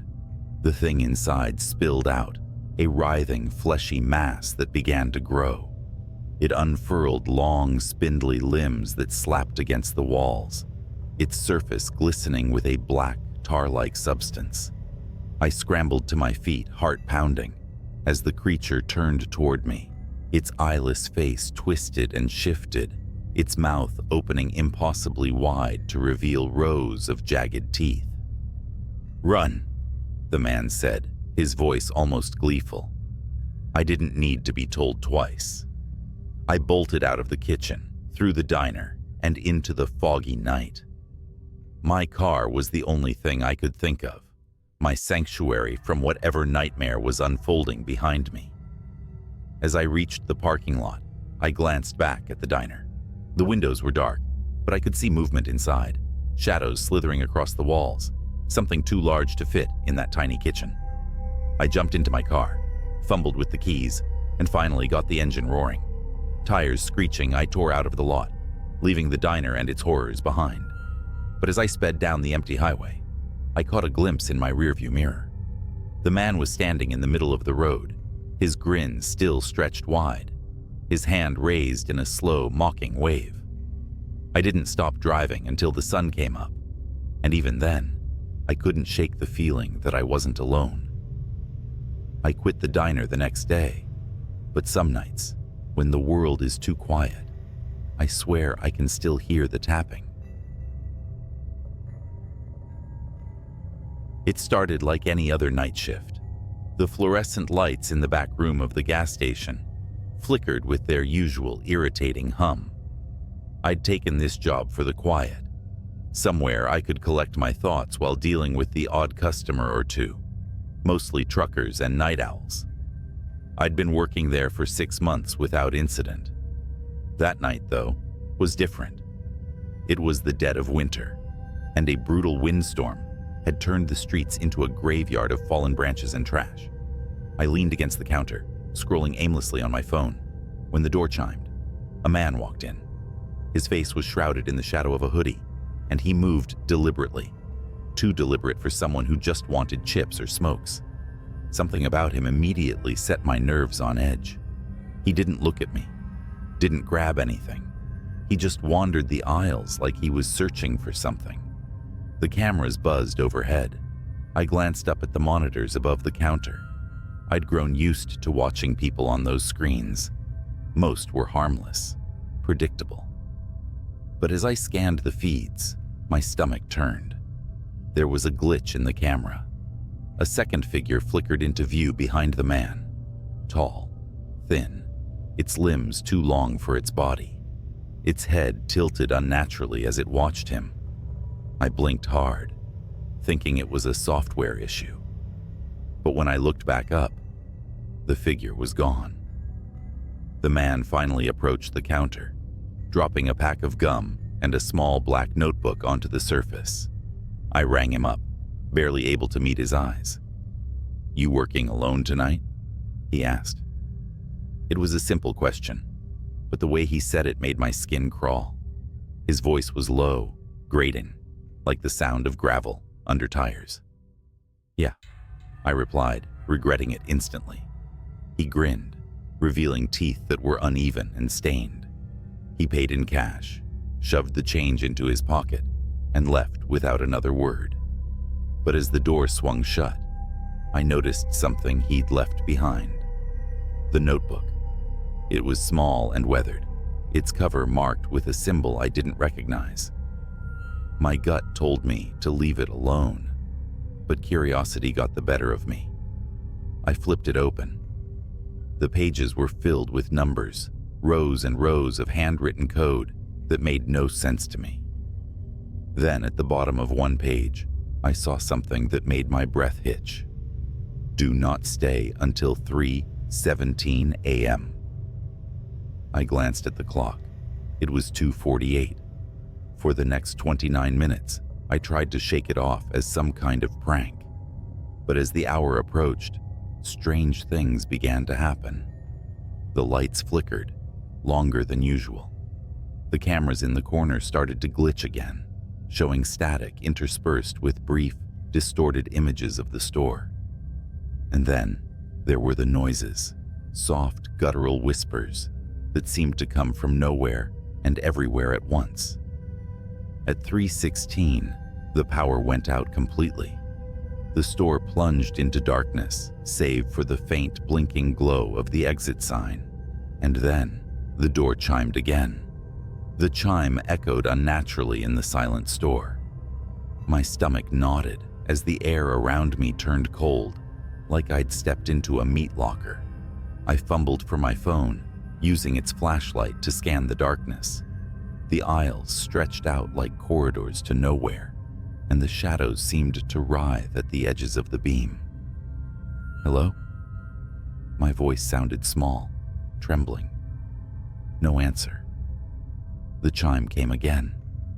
The door hadn't opened. It was still shut, but the sound repeated over and over, like someone was walking in and out, or something was toying with me. Then a sound from the back room, a dragging noise, heavy and wet, like a sack of meat being pulled across the floor. My body froze, my breathing shallow. The noise stopped, replaced by a faint clicking sound, like fingernails tapping glass. I slowly aimed my flashlight toward the office door. It creaked open, just a crack, revealing only darkness within. "Who's there?" I whispered, barely audible even to myself. A voice answered, low and distorted. "You should have left." I nearly dropped my phone. The voice came from everywhere, above me, behind me, inside me. I took a step back, my heel catching the edge of the counter. That's when I saw it on the cameras. The monitors, somehow still active despite the power outage, showed the store from every angle, and in every feed, it was there. The thing I'd seen earlier, flickering like a broken signal. It stood impossibly tall, its head brushing the ceiling. Its body was grotesquely elongated, with limbs that bent in ways no humans should. Its face was nothing but a void, darker than the surrounding shadows. It moved slowly down the aisle, its steps silent but deliberate, coming straight toward me. I spun around, shining my light. Nothing was there. Yet on the cameras, it was only feet away. My fight or flight instincts kicked in, and I bolted for the back door. The dragging sound started again, louder now, as if it were right behind me. I reached the door and shoved it open, stumbling into the freezing night air. The parking lot was empty, the wind howling through the trees. I didn't stop running until I reached my car. Fumbling with the keys, I started the engine and peeled out of the lot. The rear-view mirror taunted me. I couldn't bring myself to look at it, terrified of what I might see. When I finally got home, I locked every door and window and sat in my living room, shaking. My phone buzzed, breaking the silence. It was a text from an unknown number. "You forgot the notebook." My blood ran cold. I didn't respond, didn't sleep, didn't even move for the rest of the night. When morning came, I called my manager and quit. I never went back to that gas station. Weeks later, I saw a news report. A night shift worker at the same gas station had gone missing. The police found the store in disarray, the back room smeared with streaks of something unidentifiable. They never found the worker, or any evidence of who, or what, had been there. I've kept the story to myself all these years, but every now and then, when I'm alone at night, I hear it again. That chime. And I know it hasn't forgotten me. The evening air was thick with the smell of wet hay and the faint metallic tang of old tools. The wind carried a strange, almost melodic whistling sound that seemed to rise and fall, as if it was alive and moving just beyond the edge of the cornfield. That's where I was, alone on my grandfather's farm for the weekend. He'd left a list of chores, but I was mostly there to keep an eye on the livestock. Easy enough. It started with the chickens. Around midnight, I heard them squawking, not their usual restless chatter, but a frenzied, chaotic scream that shot me bolt upright in bed. Grabbing the flashlight by the door, I shoved my feet into my boots and headed out. The barnyard was quiet, except for the frantic rustling inside the coop. When I opened the door, my stomach twisted. Something had ripped through the chicken wire, leaving a gaping hole. Feathers floated in the air like soft snow, and the floor was littered with streaks of blood. There were no tracks outside, just the hole and the silence. Too much silence. Even the frogs in the pond weren't croaking. I convinced myself it was a fox or maybe a coyote, but deep down, I knew it wasn't. By 2 a.m., the rain started, a steady, cold drizzle. I was lying in bed, staring at the wooden beams above me, when the faint sound of movement reached my ears. It wasn't coming from the house, but from somewhere outside. It was a low, dragging sound, punctuated by wet thuds, as if something heavy was being pulled through the mud. I hesitated for too long before grabbing the shotgun from the rack. As I stepped outside, the rain soaked me instantly, plastering my shirt to my skin. The sound was louder now. It was coming from the silo. The old wooden structure loomed ahead, its weathered planks dark against the stormy sky. I told myself it was the wind, or maybe the rain, knocking loose a tarp. But as I approached, the dragging sound stopped. I swung the flashlight beam towards the base of the silo. That's when I saw it. A figure was hunched over the pile of spilled corn, its arms long and bony, the skin stretched tight over sharp joints. Its back was to me, but its movements were jerky and wrong, like a puppet with tangled strings. I froze, the beam of light shaking as my hands trembled. Whatever it was, it turned its head slowly, unnaturally far, until its face was visible in profile. Its eyes were hollow, its mouth impossibly wide, filled with rows of teeth that looked more like shards of broken glass. It grinned, a thin, split-lipped smile that made my knees buckle. And then it stood. It was tall, too tall. It had to duck as it turned fully towards me. In its clawed hand, it held a chicken, what was left of one. It dropped the carcass, and the wet thud echoed in the silence. The thing started towards me, its movements fluid now, almost hypnotic. I ran. The mud sucked at my boots as I sprinted back to the house. I didn't dare look back, not even when I heard the wet slapping of its footsteps gaining on me. By the time I reached the door, I was screaming. I slammed it shut, bolting the lock and shoving the kitchen table against it for good measure. The footsteps stopped just outside. The porch creaked as it stepped up, and I could hear it sniffing, the sound wet and guttural. Then, nothing. I stayed up the rest of the night, the shotgun cradled in my arms, the flashlight trained on the door. It didn't return. Not that night. But the farm wasn't the same after that. Strange things kept happening. The cows refused to graze near the silo, and I found deep clawed marks gouged into the barn doors. And every night, without fail, that melodic whistling would drift through the air, growing louder as it approached the house. I left that farm the next morning, my chores undone. I never told my grandfather what happened. I didn't have to. When he called me weeks later, his voice was shaking. He said something was out there, something that didn't belong. He never saw it, but he heard the whistling. He sold the farm not long after that. Last I heard, the new owners abandoned it after their son disappeared. They said he was playing near the silo. I know better. I wish I could say that was the end of it, that I left the farm, and the horrors stayed there, tied to the land like a bad dream. But things like that don't let go so easily. They follow you, They linger. A few months after I left, I moved to the city, hoping the crowded streets and constant hum of life would drown out the memories.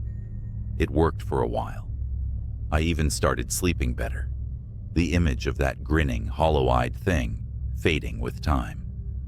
Then, one night, I heard it again. I was walking home late, my breath fogging in the chilly air. The streets were empty, the kind of quiet that feels unnatural in a city. I'd just turned a corner when I heard it. The whistling, that same melodic tune, the one I had convinced myself was just the wind back on the farm. I stopped dead in my tracks, my pulse hammering in my ears. It was faint, almost playful, coming from somewhere up ahead. Slowly, I turned my head. The streetlights flickered, casting long, jittery shadows. For a moment, I saw nothing, just empty sidewalks and parked cars. Then, it stepped into the light. It was the same as before, tall, gangly, its skin stretched taut over bones that seemed to shift and crack as it moved. Its eyes locked on mine, black and endless, and it smiled that impossible smile. But now, it was wearing something. A tattered flannel shirt and overalls, smeared with mud and blood, as if mocking the life I'd tried to leave behind. It tilted its head, studying me like a predator sizing up its prey. And then, it began to move. Not running, not lunging, but walking, slow and deliberate, each step a taunt. I did the only thing I could. I ran. The streets blurred as I sprinted, my lungs burning with each gasp of icy air. The whistling followed, growing louder, closer, no matter how fast I ran. I turned corner after corner, desperately searching for someone, anyone. But the city seemed empty, like the world had folded in on itself, leaving me alone with that thing. Finally, I spotted an old church, its heavy oak doors slightly ajar. I dove inside, slamming the door shut and sliding the iron bolt into place. The silence was deafening. For a moment, I thought I'd escaped. Then the whistling started again, just outside the door. It circled the building, the sound rising and falling as it moved, always just out of sight. I backed away, clutching a heavy candlestick I'd grabbed from the altar. My eyes darted to the stained glass windows, searching for any sign of movement. That's when I noticed the shadow. It stretched across the floor, long and spindly, growing larger as it moved closer to the window. Slowly, its face came into view, distorted by the colored glass, but unmistakable. It pressed a hand, if you could call it that, against the window, the claws clicking softly against the pane. And then, it smiled. I don't know what happened next. Maybe I screamed. Maybe I passed out. All I know is that when I woke up, the church was empty, the doors still bolted, and the whistling was gone. But it left something behind. On the floor, in the faint light filtering through the stained glass, was a single feather. Blood-stained and torn, just like the ones from the coop on the farm. I moved again after that, farther this time. Different city, different state. But no matter where I go, I hear it sometimes. Late at night, when the world is quiet and the shadows grow long, that faint, mocking tune, carried on a wind that doesn't belong. I don't know what it wants or why it chose me, but I know this: it's still out there, somewhere, and it's still watching. So, if you're ever out in the countryside and you hear whistling, don't follow it. Don't look for the source. Just run and pray it isn't looking for you. It started with a bet. I was bored, drunk, and feeling invincible when I said I'd spend the night out at Widow's Creek Farm. For years, it had been the town's favorite spooky story, the abandoned farmhouse, where people swore they heard voices. saw shadows moving in the windows. Local legend said the owner, Mr. Eldridge, vanished one night, and no one had been able to buy or sell the property since. Something about the land made people uneasy, but I didn't believe in all that. Armed with a flashlight, a folding chair, and a thermos of coffee, I set out to prove everyone wrong. By the time I got to the farm, the moon was low and hazy, casting just enough light to turn the barn and house into black, jagged silhouettes against the night sky. I parked the truck at the edge of the property and made my way to the porch. The wood groaned beneath my weight, the sound echoing in the absolute stillness. Inside, the house smelled like wet rot. My flashlight beam swept over faded wallpaper and furniture covered in sheets. But what struck me was the silence. No crickets, no wind, just nothing. Easy, I muttered to myself, setting up my chair in the front room where I had a clear view of the kitchen and stairs. Just a night alone in an old house. The first few hours passed without incident. I tried to stream music, but the signal was dead. That's when I heard it. A faint thud upstairs. My flashlight shot toward the staircase, catching nothing but empty steps. It's just the house settling, I told myself, though my pulse was already quickening. And then, the lantern flickered to life. It was sitting on the kitchen table, a rusty oil lantern I hadn't noticed before. A weak yellow flame danced inside, casting moving shadows on the walls. I froze. There was no one here. No one could have lit it. "Who's there?" I called out, my voice cracking. The lantern flame sputtered as if in response, then settled into a steady glow. I stepped closer, my boots dragging against the warped floorboards. The lantern's glass was clean, the wick trimmed. Someone had been here recently. I turned in a circle, shining my light into every corner of the room, but saw nothing. Then I heard the footsteps. They were coming from above me, slow, deliberate steps crossing from one end of the house to the other. My flashlight darted to the ceiling as the sound moved toward the top of the staircase. "Hello?" My voice was barely above a whisper now. The footsteps stopped. The lantern, sitting on the table just a moment before, was suddenly at the foot of the stairs. Its flame flared brightly, and for a second, I thought I saw something behind it. A shadowy figure, long and thin, its head cocked to one side as if studying me. I ran. I bolted out the front door, my flashlight beam bouncing wildly in the dark. The truck was parked just a few hundred feet away, but as I ran, the air grew thick. My legs felt heavy, like wading through molasses. I glanced back over my shoulder and stopped dead. The farmhouse was ablaze with light, every window glowing fiercely. Figures stood in the glass, tall, thin shapes that didn't move, just watched as I struggled to breathe. And then the barn door slammed open. Something crawled out of the darkness. It was on all fours, moving unnaturally fast, its limbs too long, its head tilted at an impossible angle. I screamed and turned back toward the truck, pushing through whatever force was holding me back. I reached the door, fumbling for the handle, but the thing was right behind me now. I felt its breath, hot, wet, and rancid, on the back of my neck. Then the truck roared to life. I didn't start it. I wasn't even inside yet. The headlights blazed on, illuminating the creature as it lunged for me. It froze in the bright beams, its skin pale and stretched, its face a featureless mask. For a moment, neither of us moved, and then it shrieked, a sound so high and sharp, it felt like needles stabbing into my ears, and darted back toward the barn. I didn't wait to see what happened next. I threw myself into the truck, slammed the door, and peeled out of there, gravel spraying in my wake. In the rearview mirror, I saw the farmhouse lights flicker and die, one by one, until only the lantern remained, glowing faintly on the porch. I didn't stop driving until I was miles away, back in the safety of town. I told my friends I'd lost the bet, made up some story about the place being too creepy to stay the whole night.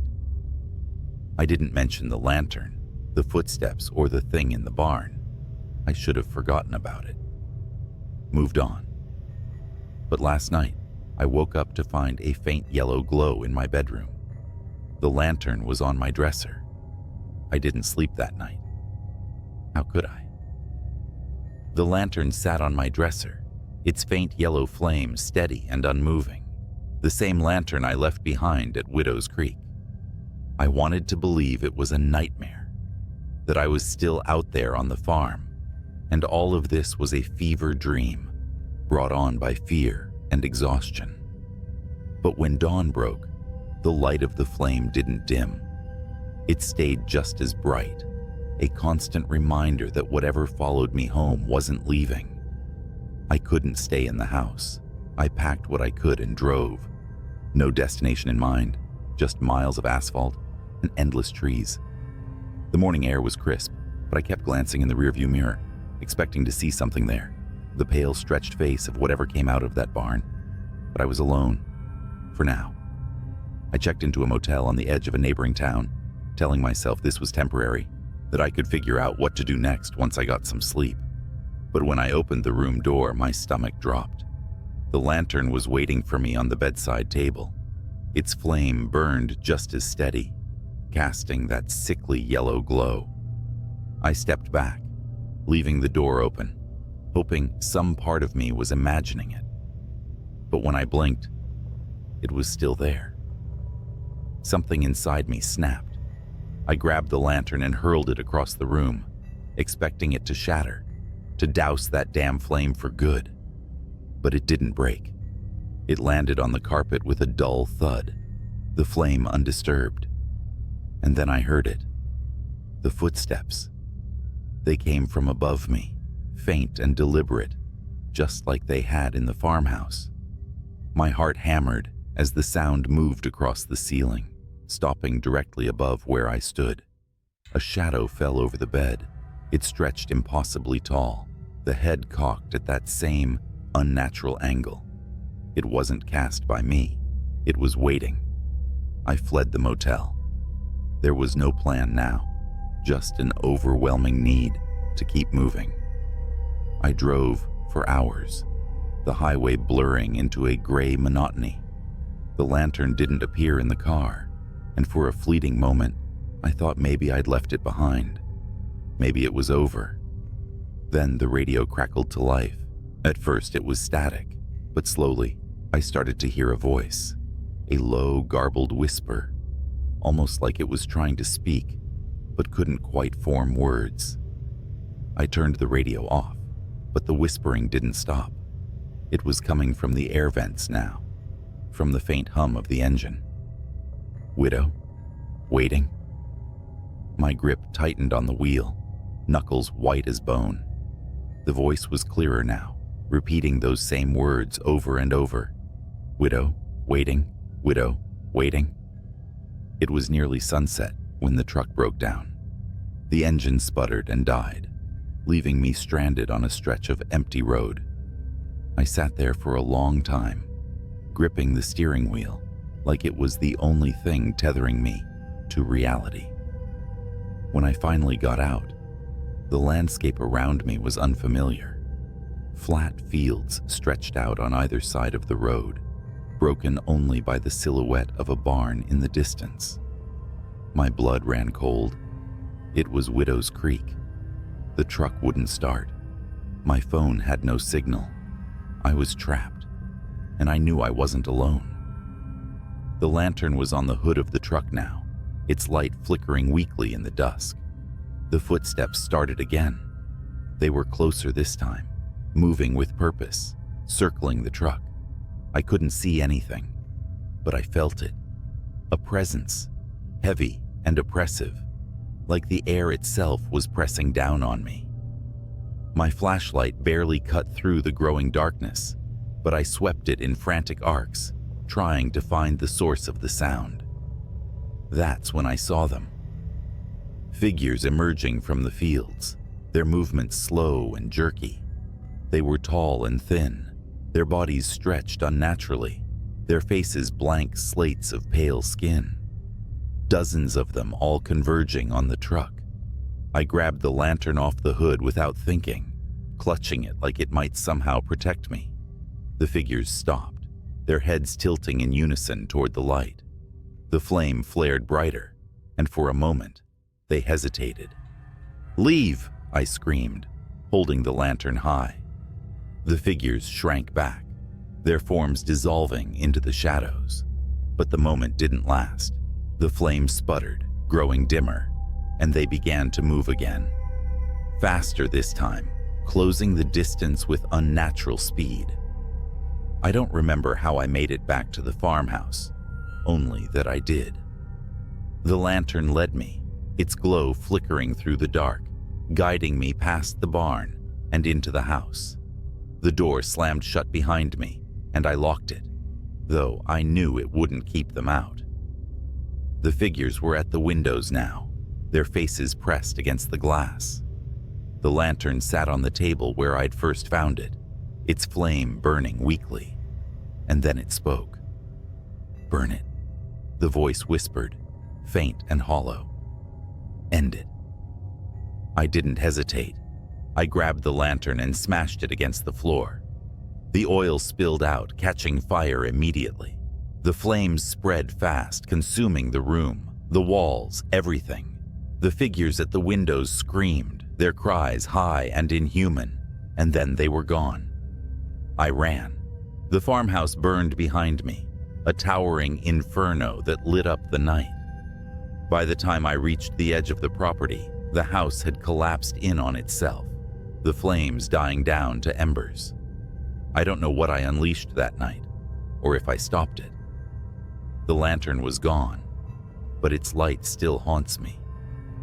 Sometimes when the nights are quiet and the air is still, I catch a faint yellow glow out of the corner of my eye, and I wonder if it's waiting for me to come back.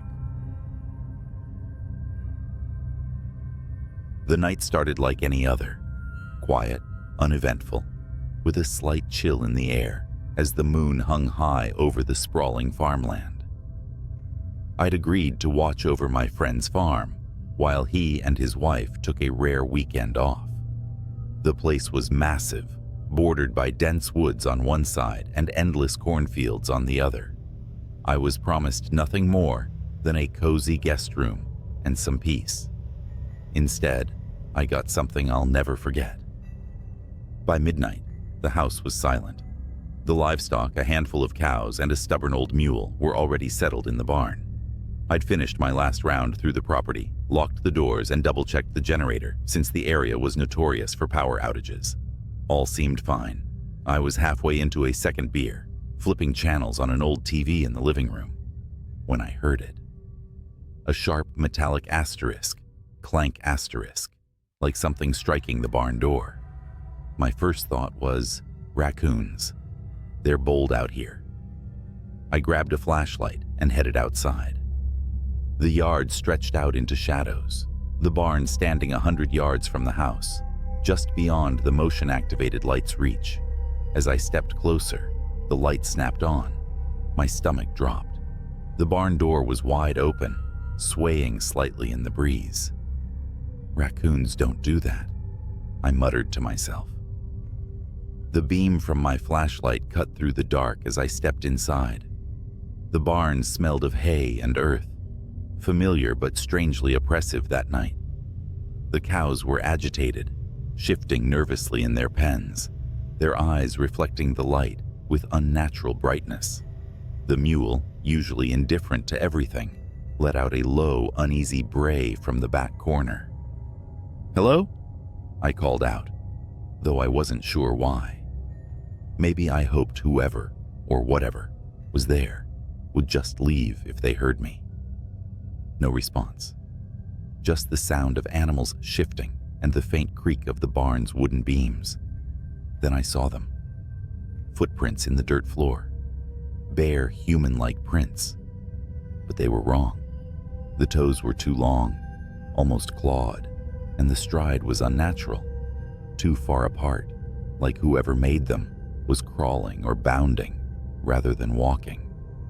I followed the tracks to the far corner of the barn, where the mule stood trembling, its ears pinned back. Beyond it was the old ladder that led up to the hayloft. The prints stopped there, but the mule's reaction told me whatever it was hadn't just disappeared. I didn't want to go up there. Every instinct screamed to leave, to lock the barn, and pretend I hadn't seen anything. But I couldn't shake the feeling that if I ignored it, whatever was lurking up there wouldn't stay contained. I climbed the ladder slowly, the wooden rungs creaking under my weight. My flashlight swept across the hayloft. It was empty at first glance, just piles of straw and old tools gathering dust. Then I noticed something odd. In the far corner, where the moonlight filtered through the slats, the hay was matted down, like something had been lying there, and next to it, scratch marks, long, deep grooves in the wood, as if made by claws. That's when I heard it, a faint clicking sound coming from above me. I froze, my breath catching in my throat. The barn had no second story, just the roof beams overhead. Slowly, I tilted the flashlight upward. Something was there, crouched among the beams, its pale limbs impossibly thin and long, its head cocked at an unnatural angle, as if studying me. Its eyes reflected the light like an animal's, but they were too big, too human. It moved suddenly, skittering along the beams like a spider, the clicking sound growing louder as its claws scraped against the wood. I don't remember climbing down. 1 second, I was staring at it, and the next, I was sprinting toward the house, my flashlight bouncing wildly in my hand. I slammed the door behind me and locked it, my heart pounding so hard it hurt. The house felt wrong now, like it wasn't safe anymore. I grabbed my phone to call for help, but there was no signal. Not unusual for the area, but it felt deliberate. Then, the lights flickered and went out, plunging the house into darkness. I could hear it now. The faint asterisk, click, click, click asterisk of claws on the porch outside. It wasn't trying to hide anymore. It wanted me to know it was there. I moved as quietly as I could, grabbing the only weapon I could find, a rusty hatchet from the fireplace tools. The sound moved to the side of the house, then the back, as if it was circling, testing the walls. Then came the worst sound yet, the creak of a window sliding open upstairs. It was in the house. My mind raced. There was nowhere to run, nowhere to hide that it wouldn't find me. The only option was to face it. Hatchet in hand, I crept up the stairs, every step feeling like it could be my last. The hallway stretched out in front of me, the guest room door slightly ajar. The faint moonlight spilling in showed the curtains fluttering. The window was wide open. The clicking had stopped. I pushed the door open slowly. The room was empty, but the bedspread was disturbed. Claw marks raked across the headboard. My pulse was deafening in my ears as I backed out of the room. That's when I felt it. Hot breath against my neck. I spun around, swinging the hatchet wildly. It caught something, the blade sinking in with a wet asterisk thunk asterisk. A screech filled the air, high-pitched and inhuman. The creature recoiled, its long limbs thrashing as it tried to pull away. I saw it clearly for the first time, its skin pale and stretched taut over its bones, its face a grotesque mimicry of human features, twisted into something predatory. I didn't stop swinging until it stopped moving. When the sun rose, I buried what was left of it in the woods. I don't know what it was, and I don't want to know. My friend's farm looks peaceful in the daylight, but I'll never stay there again. Some things aren't meant to be explained, and some places aren't meant to be guarded, alone. A week after that night, I got a call from my friend. He thanked me for watching the farm and casually asked if I noticed anything strange while I was there. I hesitated, unsure of what to say. How could I explain what happened without sounding insane? Instead of answering directly, I asked why he'd asked. His tone shifted, less casual, more guarded. "Well," he began, "we've been having issues for a while. Strange sounds in the barn, missing animals. Thought maybe it was coyotes or feral dogs, but the footprints we've found don't match anything we know. The neighbors have seen things near the woods." "Things?" I asked, my voice tight. "Yeah, like figures. Too tall, too thin, running on all fours. One of the neighbors swears it looked right at him. They won't come near the property now." He laughed nervously. "Honestly, I figured it was just their imagination until we started losing livestock." I gripped the phone tighter, my pulse quickening. "Why didn't you tell me this before I stayed there?" There was a long pause. "I didn't want to scare you off. Besides, we figured it was just animals. Nothing that'd bother a person, you know?" I didn't respond. My thoughts were spiraling back to that night, to the thing in the barn, its impossible limbs, the way it moved, how it felt too smart, too aware. "Hey," he added, "we're putting the place up for sale. The wife and I decided it's not worth the stress. Whoever buys it can deal with whatever's out there." That was the last time I heard from him. The farm sold within a month, and I heard the new owners moved in without issue. For a while, I thought that was the end of it. I tried to convince myself that whatever I'd faced that night was gone, that maybe I'd killed it. But deep down, I knew better. About 3 months later, I was back in the city, starting to feel normal again. Then one evening, as I was locking up my apartment for the night, I heard it. A faint asterisk, click, click, click, asterisk, from somewhere in the hallway. My blood ran cold. I stood frozen, staring at the peephole in my door, expecting to see something staring back.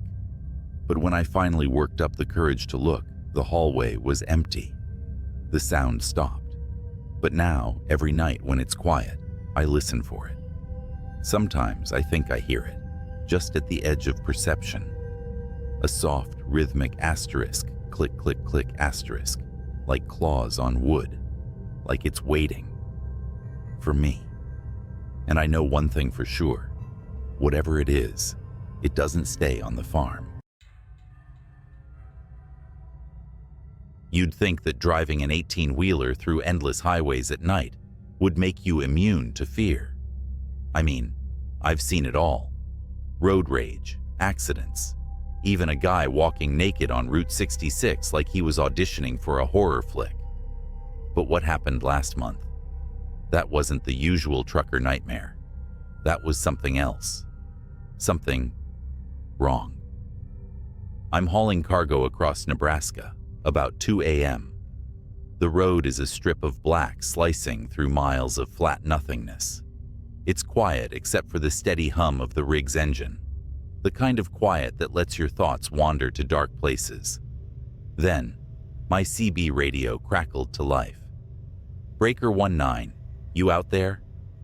The voice was low, shaky. I hesitated. Usually it's other truckers chatting about routes, weather, or just swapping jokes to kill the boredom. But something in his voice had me grabbing the mic. "Yeah, this is Long Haul. What's up?"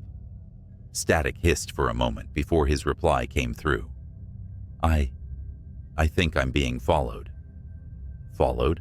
I asked, gripping the wheel tighter. My eyes scanned the rearview mirrors out of reflex, even though I knew the highway behind me was empty. "You sure about that? Ain't nobody out here but us." The radio crackled again, and his voice came through more frantic this time. "It's not a car. I don't know what it is. It's been tailing me since mile marker 240. Every time I look back, it's closer. Closer." "What are you seeing, man?" I asked, feeling a bead of sweat roll down my temple. Nebraska highways don't exactly have streetlights, and whatever he was dealing with was probably some stray animal or a trick of the dark. He didn't answer right away. Instead, there was a long pause, filled only with static, before he finally whispered, "Eyes." "Eyes?" I repeated, my stomach tightening. "Yeah," he said, his voice trembling. "Like headlights, but wrong. Too low to the ground, and they flicker, like they're blinking. I swear to God, man, it's watching me." I glanced at my GPS. Mile marker 240 was about 10 miles behind me. Whatever was happening to this guy, it wasn't far off. "All right, buddy, stay calm. Where are you now?" "Just past mile marker 250. It's still back there, but it's closer. I can feel it." His voice cracked, and for the first time, I heard real terror in his words. This wasn't just highway paranoia. He truly believed something was after him. "Listen," I said, trying to keep my voice steady. "There's a rest stop at 255. Bright lights, other truckers. Head there, and I'll meet you." "No," he snapped, almost yelling. "It won't let me stop. Every time I slow down, it gets closer. I can hear it, like claws scraping the pavement." My blood ran cold. I turned on my high beams, as if that would somehow protect me. "What's your rig?" I asked. "I'll look for you on the road." "Freightliner Cascadia. White cab, red trailer," he muttered. "But I don't think you'll make it in time." Then the radio went dead. I grabbed the mic again. "Breaker 19, you there? Talk to me." Static hissed in response. My heart pounded as I pushed the accelerator, the engine growling as the truck surged forward. I was determined to catch up to him, or at least see what the hell was going on. At mile marker 252, I spotted him. A white Freightliner with a red trailer barreled down the highway ahead of me, swerving erratically. His brake lights flickered, as though he was trying to stop, but couldn't. Then I saw them. Eyes. Two faint yellowish glows, low to the ground, darting in and out of the darkness behind his trailer. They weren't headlights. They were alive. "Jesus Christ," I whispered, my palms slick against the steering wheel. The glowing orbs moved like they were studying him, stalking him. Then, they shifted focus. To me. I felt my chest tighten as the eyes blinked, slowly, deliberately, and locked onto my truck. Suddenly, the Freightliner veered off the road, its horn blaring in a panicked howl. It disappeared into the cornfields, leaving me alone with whatever had been chasing it. The glowing eyes began to speed up, closing the distance between us. I floored it. My rig groaned under the strain, the speedometer climbing past limits I knew weren't safe for a truck this size. But the eyes kept up, growing brighter, hungrier. The road ahead blurred as adrenaline coursed through me. Then I heard it. A scraping, like metal on asphalt. It wasn't coming from my rig. It was coming from underneath it. My radio came back to life with an ear-splitting burst of static. A voice came through, distorted and guttural, nothing like the man I'd been speaking to earlier. "You can't outrun it." The sound of claws raked across my trailer, and I felt the whole truck shudder. I gritted my teeth, swerving wildly to shake whatever was beneath me.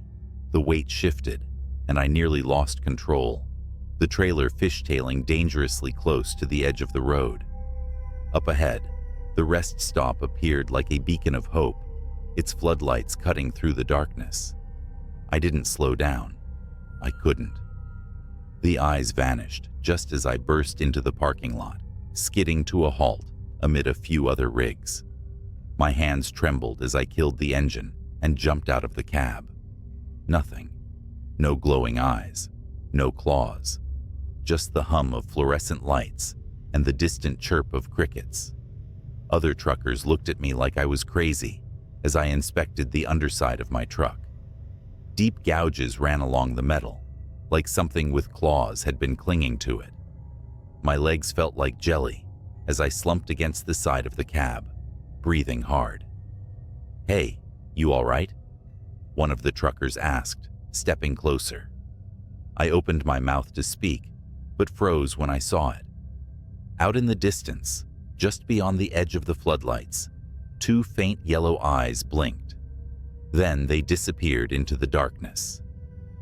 I quit long hauls the next day. Let me tell you something. Long-haul trucking is not for the faint of heart, not just because of the endless miles or the isolation, but because of the things you see at night. I've been on the road for over 15 years, driving through every back road, highway, and nowhere town you can imagine. Nothing shakes me easily, but one night, one stretch of black asphalt made me question everything. It was a clear autumn night when I picked up a late delivery from a warehouse in Kentucky, heading west to Missouri. The load wasn't anything out of the ordinary, crates of furniture, some tools, but the route took me through a patch of the Appalachians that's more shadows than road after dark. Truckers call it the Devil's Backbone. Why? Because people and vehicles disappear there. But nobody ever really talks about it. We just drive. As I crossed into the mountains, the CB radio crackled. A gruff voice, another trucker said, "Breaker 19, anyone rolling through Backbone tonight might want to steer clear." Silence. I should have turned around then, but I didn't. Superstitions, I muttered to myself. Besides, I had a deadline to meet. An hour later, the road narrowed. The moonlight barely penetrated the thick trees overhead. My headlights fought against the ink-like darkness. The forest leaned too close, like it was watching. Then it happened. Out of nowhere, a shape darted into the road. I slammed on the brakes, my trailer screeching and groaning behind me. The truck stopped inches from what looked like a deer? No, not a deer. It was too tall, too thin. The thing turned its head toward me, and I swear its face wasn't right. Black eyes, like a doll's eyes, and its mouth, jagged like it had too many teeth. It tilted its head almost curiously before lurching away into the woods. My hands gripped the wheel, knuckles white. My instincts screamed to keep driving, but my engine stalled. That's when I saw the scratches. 3 deep parallel gashes raked across my hood. Fresh, the kind no animal leaves behind. The CB buzzed again, but it wasn't static this time. A low growl came through, like an animal, or a man imitating one. "Still rolling, driver?" A voice rasped, half laughing, half snarling. I was about to radio back, demand who it was, but the air in the cab grew cold. Breath fogged in front of me, though my heater was blasting full, and the forest, so loud with crickets and wind minutes before, had gone dead silent. Then came the footsteps. Heavy, slow, something big, something deliberate. I refused to look out the window, but in my mirror, I saw the outline of something. Something tall, too tall. It stood just beyond the reach of my brake lights, watching. A gut instinct I'd never felt before screamed at me to stay in the cab. The truck finally roared back to life. I floored it, the trailer swaying as I tore through the twists and turns. The further I got, the more the feeling of being hunted lessened. But it wasn't over. 30 miles later, I pulled into a rest stop, one of those desolate lots with a vending machine and a flickering light. Another rig was parked there, engine off, but no driver in sight. I stepped out, my boots crunching gravel, and checked my hood. Those gashes, they weren't just scratches anymore. They were smoking, smoldering like they'd been branded into the metal. And then, from the woods beside the lot, came a laugh. Not a man's laugh, not a child's laugh. It was distorted, like a tape player chewing on a bad recording. The hairs on my arms stood on end. "Driver," the same voice from the CB crooned, but this time it wasn't over the radio. It was in the air, behind me. I spun around, but no one was there. Just my truck. Just the woods. But deep in those trees, I swear, I saw eyes. Not two. Dozens. Blinking in unison. I didn't stay to find out what they belonged to. I climbed back into my rig, locked the doors, and drove until dawn. When I finally reached Missouri, the scratches on my hood were gone, replaced by pristine metal, like nothing had ever happened. But I know what I saw. And every time I pass through Appalachia, I see those same blinking eyes in my nightmares.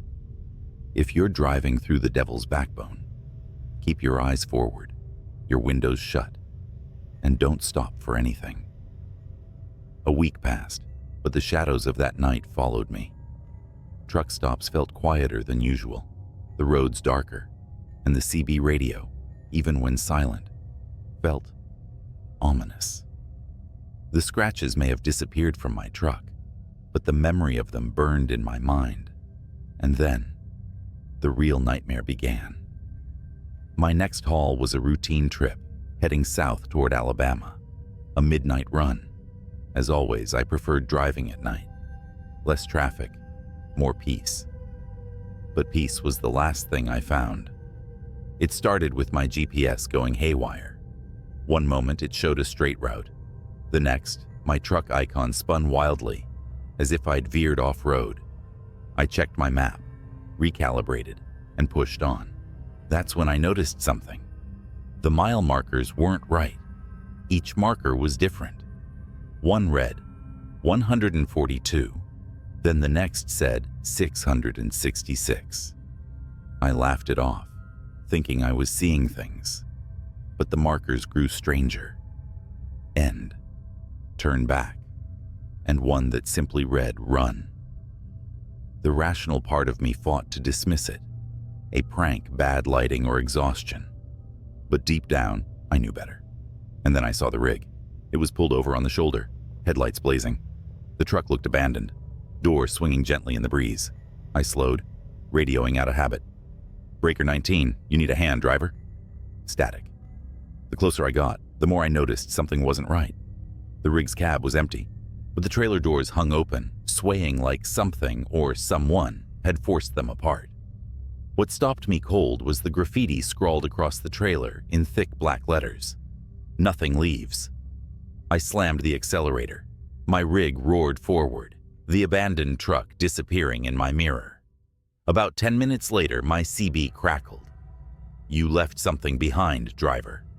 A voice whispered, raspy and wet, like someone speaking underwater. "Who is this?" I snapped, my voice shaking. Silence. Then another sound, a scraping, like nails on metal. My stomach dropped as I realized it wasn't coming from the CB. It was coming from the trailer. Whatever it was, it had hitched a ride. My headlights caught a curve in the road ahead, forcing me to slow down. The scraping grew louder, more frantic, as if whatever was back there knew I was easing up. I gripped the wheel, heart pounding, until I couldn't take it anymore. I pulled over, leaving the engine running, and grabbed my flashlight. As I stepped out, the night wrapped around me like a suffocating blanket. The air was heavy, too quiet. I circled to the rear of the trailer, every crunch of gravel under my boots echoing too loud. My flashlight beam trembled as I pointed it at the doors. Deep gouges raked across the metal, forming patterns. No, symbols. My hands were sweating, but I reached for the handle. The moment I unlatched it, the doors flew open, and someone lunged at me. I stumbled back, falling hard on the asphalt. It was a man, or what used to be one. His skin was gray and stretched taut, his eyes sunken, but blazing with a sickly yellow light. His mouth twisted into an inhuman grin as he crawled toward me on all fours, faster than any human should. I scrambled back, yelling, "Stay the hell away!" But he didn't stop. His movements were jerky, like a puppet on strings, and his grin widened impossibly as he reached out. That's when I heard it. The sound of tires screeching, a horn blaring, and then the crunch of impact. Another truck coming around the bend had plowed into the figure, throwing it into the ditch. I staggered to my feet, breathing hard, as the driver of the other rig jumped out. "You okay?" he asked, looking me over. I pointed to the ditch, but when we checked, the thing was gone. Only a smear of dark, oily blood remained. We didn't talk much after that. The other driver offered to follow me to the nearest truck stop, and I didn't argue. The rest of the drive was uneventful, but the entire time, I felt those eyes on me, watching, waiting. When I reached the stop, I parked, climbed into the sleeper, and locked every door. I didn't sleep. I couldn't. Somewhere out there, in the vast darkness, that thing was still lurking. I never drove through the Devil's Backbone again, and I'll never forget the lesson I learned that night. Some roads aren't meant to be traveled. I glanced at the dashboard clock. 2:43 a.m. The highway was dead, a straight ribbon of asphalt vanishing into the darkness. My CB radio crackled faintly with static, the voices of distant truckers trading stories to stay awake. I adjusted my cap and yawned, the hum of my 18-wheeler lulling me into a dangerous sense of calm. Then, out of nowhere, a voice broke through the static. "Eastbound on I-70. Anyone else seeing this?" The voice was shaky, breathless, like someone who just ran a marathon. I grabbed the mic. "Eastbound here. What's going on?" Static swallowed his reply, but I heard enough to send chills down my spine. "Black semi. No lights. Coming up fast." I shifted in my seat, suddenly wide awake. My headlights illuminated nothing but the road ahead, bordered by skeletal trees and the occasional mile marker. I checked my rearview mirrors. Nothing but empty black. "Anyone else out there?" The voice called again, this time frantic. "Calm down," I said into the mic. "Where are you exactly?" I think mile marker 82. It's behind me." "Oh God, it's right on me." The transmission cut out with a burst of static. My heart thudded against my rib cage. Mile marker 82 was about 10 miles ahead. I pressed harder on the gas, my truck rumbling as it picked up speed. I don't know why I felt compelled to go faster. Curiosity? Duty? Or maybe some primal part of me was already screaming, "You should turn back." 10 minutes later, I reached marker 82. The asphalt gleamed under my headlights, but the road ahead was empty. I slowed down, gripping the wheel tighter. My CB buzzed again, but it was faint this time, almost garbled. "Don't stop." The message made my skin crawl. I rolled my window down slightly, letting in the cold air. That's when I noticed something. The faint sound of a horn, long and mournful, echoing in the distance. It wasn't coming from the highway ahead. It was coming from behind me. I checked my mirrors again. This time, there it was. Far in the distance, but unmistakable. A massive black semi, its outline barely visible against the night. No headlights, no running lights, just a hulking shadow on wheels. My pulse spiked as I grabbed the CB mic. "Whoever's out there, is this some kind of joke?" I asked. But my voice betrayed the fear clawing at my throat. The response came in a whisper so faint I had to strain to hear it.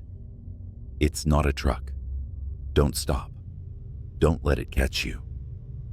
The shadow in my mirrors grew larger. It was closing in, fast. I pushed the gas pedal to the floor, the roar of my engine filling the cab. My trailer swayed as my speed climbed past 80, then 85. But no matter how fast I went, the black semi kept gaining. Its horn blasted low and guttural, vibrating through my chest. It wasn't the horn of any truck I'd ever heard. It sounded almost alive. The CB crackled again, and the faint whisper returned. Don't look at it. Whatever you do, don't look at it. I didn't want to, but when the thing roared up beside me, I couldn't stop myself. I turned my head. The cab of the black semi was empty. No driver, just a void where a driver should have been. The windows weren't tinted. They were black holes, devouring the light of my headlights. The truck's grill was bent into a wicked snarl, like some kind of metal maw. I yanked my eyes back to the road and slammed the accelerator harder. My truck groaned under the strain. The black semi swerved, its shadowy mass brushing against my trailer. Sparks flew, lighting the darkness like fireworks. "Get off the highway," the CB hissed. There was an exit up ahead, barely lit by a single flickering lamp. Without thinking, I veered toward it, tires screeching as I took the turn too fast. My truck wobbled but held steady as I barreled down the narrow exit ramp and onto a deserted country road. For a moment, I thought I'd lost it. The road stretched out empty before me, flanked by fields of tall grass swaying in the wind. My shoulders sagged with relief. But then the horn sounded again, closer this time, and my blood ran cold. In my side mirror, I saw it. The black semi was following me off the highway. "Leave me alone," I shouted into the CB, but the static gave no reply. The road grew narrower, twisting and turning through the darkness. The black semi's headlights, no, the absence of headlights, loomed behind me, swallowing the faint glow of the moon. Up ahead I saw it, a bridge, old, rickety, and far too narrow for two trucks. I didn't slow down. If the thing wanted to take me out, it would have to follow me across. The bridge groaned as my truck rolled onto it. Wooden planks creaked and snapped under my weight. I made it halfway across before I heard a deafening crash behind me. I glanced in the mirror and saw the black semi barreling onto the bridge. Its sheer size was too much for the old structure. The wood splintered and the bridge began to collapse. I floored it, the edge of the bridge just a few yards away. The black semi's horn blared one last time, a guttural scream that sent chills down my spine. Then the bridge gave out entirely. I felt my rear tires hit solid ground, just as the rest of the bridge crumbled into the river below. I slammed on the brakes and skidded to a stop, my chest heaving. Behind me, the black semi disappeared into the churning water, its horn fading into silence. For a long time, I just sat there, staring at the empty road ahead. The CB crackled once more, a final whisper cutting through the static. "You made it, but it'll be back." I never took that route again. Hell, I've never driven at night since. Whatever that thing was, it wasn't a truck. And if it ever comes for you, don't stop. Don't look at it, just run. Any other. A dispatch about a disturbance on Lincoln Avenue. A rundown stretch of road I've driven 1,000 times. Routine, I thought. But nothing about that night would be routine. I'm an officer, and my job is to answer calls, no matter how bizarre they might sound. The caller reported screams, frantic footsteps, and what they described as shadows chasing shadows. Dispatch didn't think it sounded credible, but they sent me anyway. Pulling onto Lincoln Avenue at 3 a.m., I slowed to a crawl. The street was empty, the kind of silence that presses on your ears until you swear you're hearing whispers. My patrol car's headlights cut through the night, bouncing off the cracked windows of old shops and boarded-up buildings.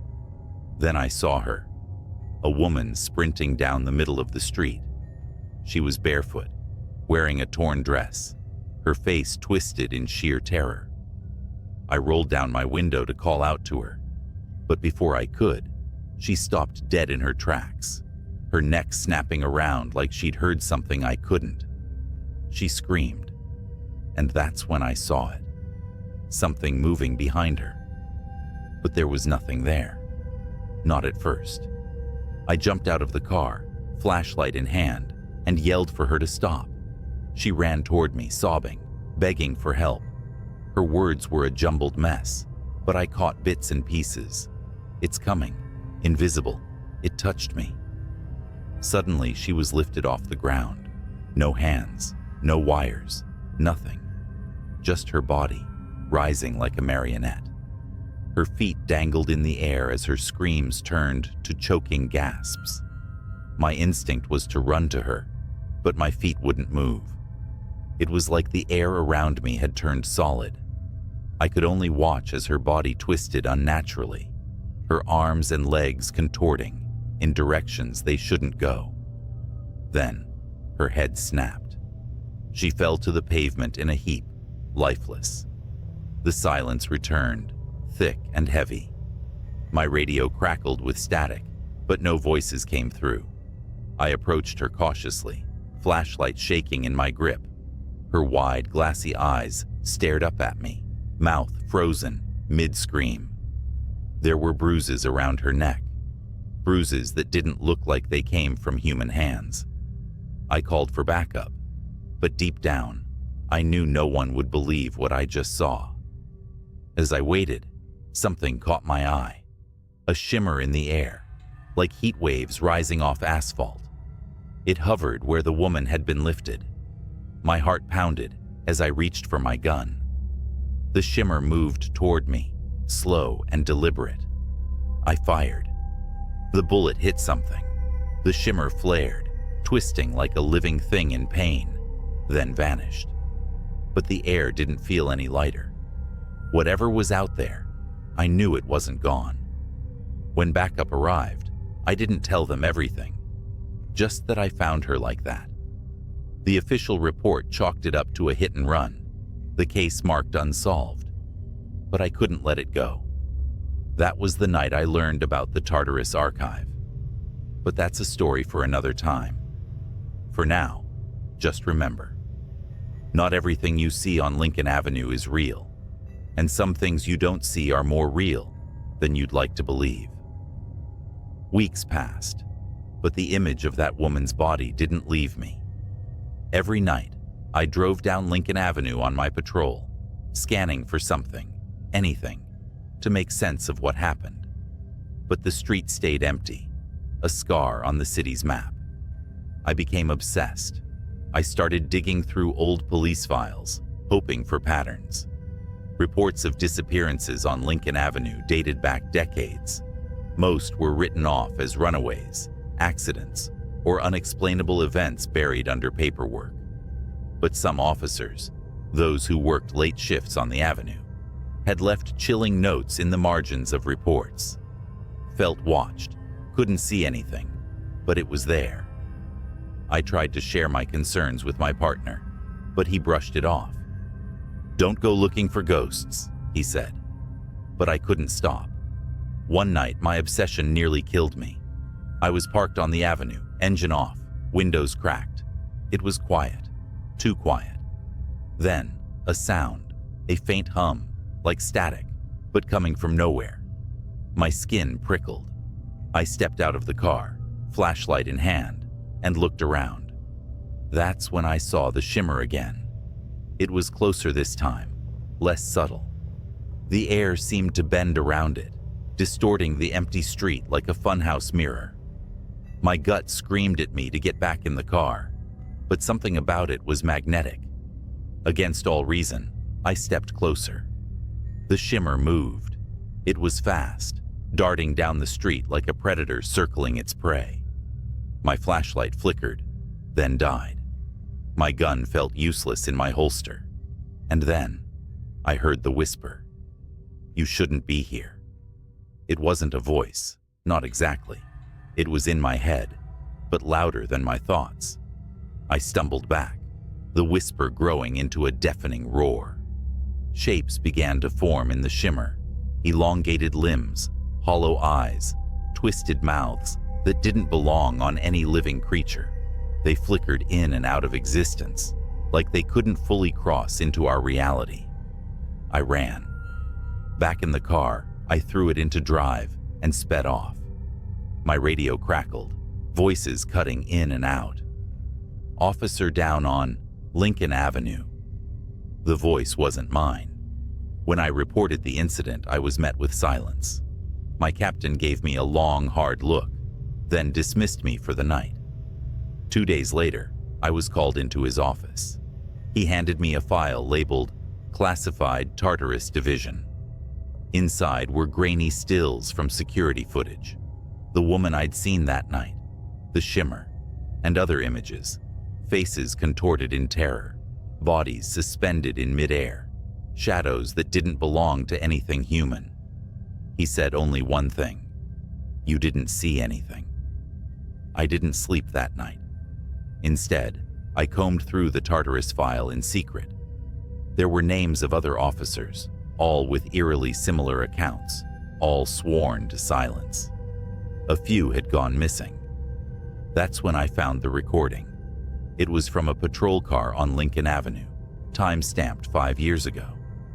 The dash cam footage showed an empty street at first. Then, the shimmer appeared. The car's engine revved, but the officer never escaped. The shimmer enveloped the vehicle, and within seconds, the footage cut to static. The officer was never found. I requested a transfer the next day. Now, years later, I'm hundreds of miles away from Lincoln Avenue, but the whispers still haunt me. Sometimes when it's quiet, I'll hear the hum, faint but unmistakable. I've learned to ignore it. But if you ever find yourself driving down Lincoln Avenue late at night, and the air feels heavy, like it's pressing down on your chest, don't stop. Whatever you do, don't stop. First time I saw her was through the cracked screen of a police body cam. Dispatch, suspect unarmed but acting erratic. The officer muttered as his footsteps echoed down the shadowed alley, his breath clouded in the frigid night air. Every exhale, a whisper of tension. The camera bobbed with his steps, capturing the shimmer of frost on the brick walls and the distant glow of streetlights. Then she appeared.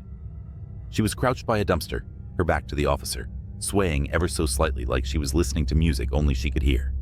Her hair, long and dark, clung to her like seaweed on a corpse. The officer called out, his voice steady but sharp. "Ma'am, this is the police. Are you all right?" She didn't turn around. Instead, she raised a single hand, a pale skeletal thing with fingers too long, almost insect-like, and scratched the air. Slowly, methodically, like she was carving something unseen into the fabric of the night. "Ma'am," the officer repeated, more urgent now. He stepped closer, boots crunching on broken glass. That's when she moved. She didn't stand or turn around. She simply twisted. Her neck rotated far beyond what should have been possible, vertebrae cracking like dry twigs, until her face was staring back at the camera.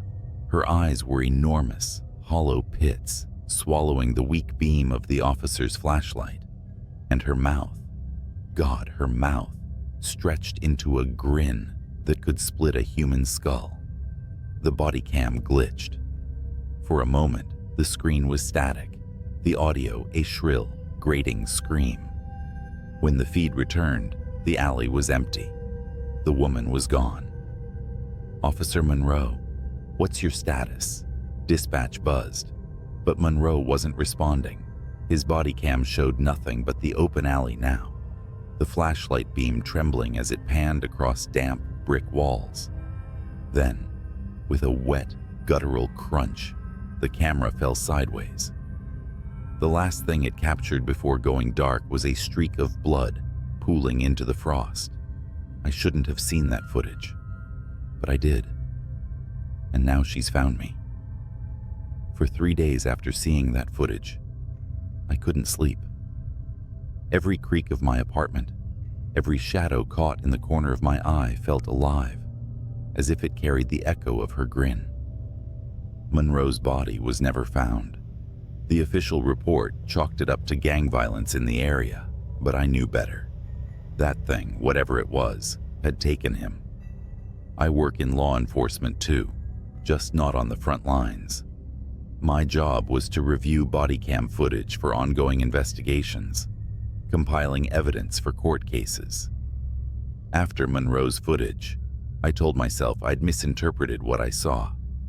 Maybe it was a trick of the light, a camera malfunction, or exhaustion playing tricks on my mind. But the night after I filed the footage, I got a message in my inbox. Unreviewed Incident 1127 code, redacted. It was flagged for immediate review, a case assigned to me, and only me. At first, I thought it was a mistake. No one spoke to me about it. No directives came through, just the video file. I shouldn't have clicked on it, but I did. This wasn't from Monroe's district. The footage came from across the city, 3 nights after his disappearance. It showed 2 officers responding to a break-in at a derelict industrial warehouse. Their body cams revealed the scene: rusted machines coated in dust, walls lined with graffiti, and corridors that seemed to stretch forever into the dark. "Anyone here? Show yourself," one officer barked, his flashlight slicing through the shadows. His partner covered his 6, their footsteps echoing through the cavernous space. And then they heard it. Laughter. It was faint at first, barely audible. A child's giggle. But as they moved deeper, it grew louder, distorted, the pitch warping until it sounded less like laughter and more like the twisted cries of something mocking human joy. "Cut the crap," the second officer shouted.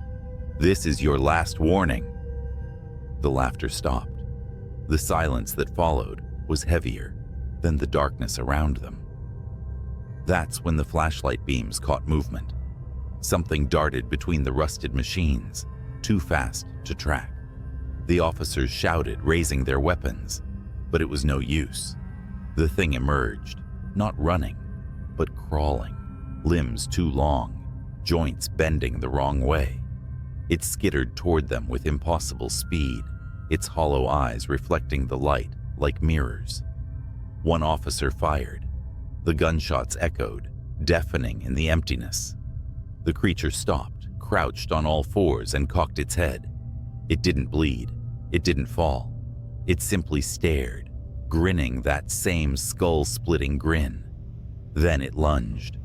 The camera feed erupted into chaos. Flashes of limbs, screams, static. The footage ended abruptly. I shut my laptop, heart pounding. My apartment felt suffocatingly quiet. Too quiet. And then I heard it. A faint scratching noise. At first I thought it was coming from the walls, maybe rats or the old pipes. But as I sat there frozen, I realized it wasn't the walls. It was my window. I turned slowly. The blinds were drawn, but I could see the silhouette behind them. Something tall, with fingers too long, was tracing patterns in the glass. Slowly, methodically. I don't know how long I sat there, paralyzed, staring at that shadow. Minutes. Hours. Finally, I mustered the courage to reach for my phone. My fingers trembled as I dialed 911. 911, what's your emergency? "There's someone outside my window," I whispered. "Can you describe them?" The scratching stopped. The blinds fluttered, as if touched by a faint breeze. Then slowly, they began to part. "No," I stammered. No. Sir, are you there? Sir?" It was her. That face. That impossible grin. Her hollow eyes bore into mine as she pressed her palms flat against the glass, her nails scraping in a slow, deliberate rhythm.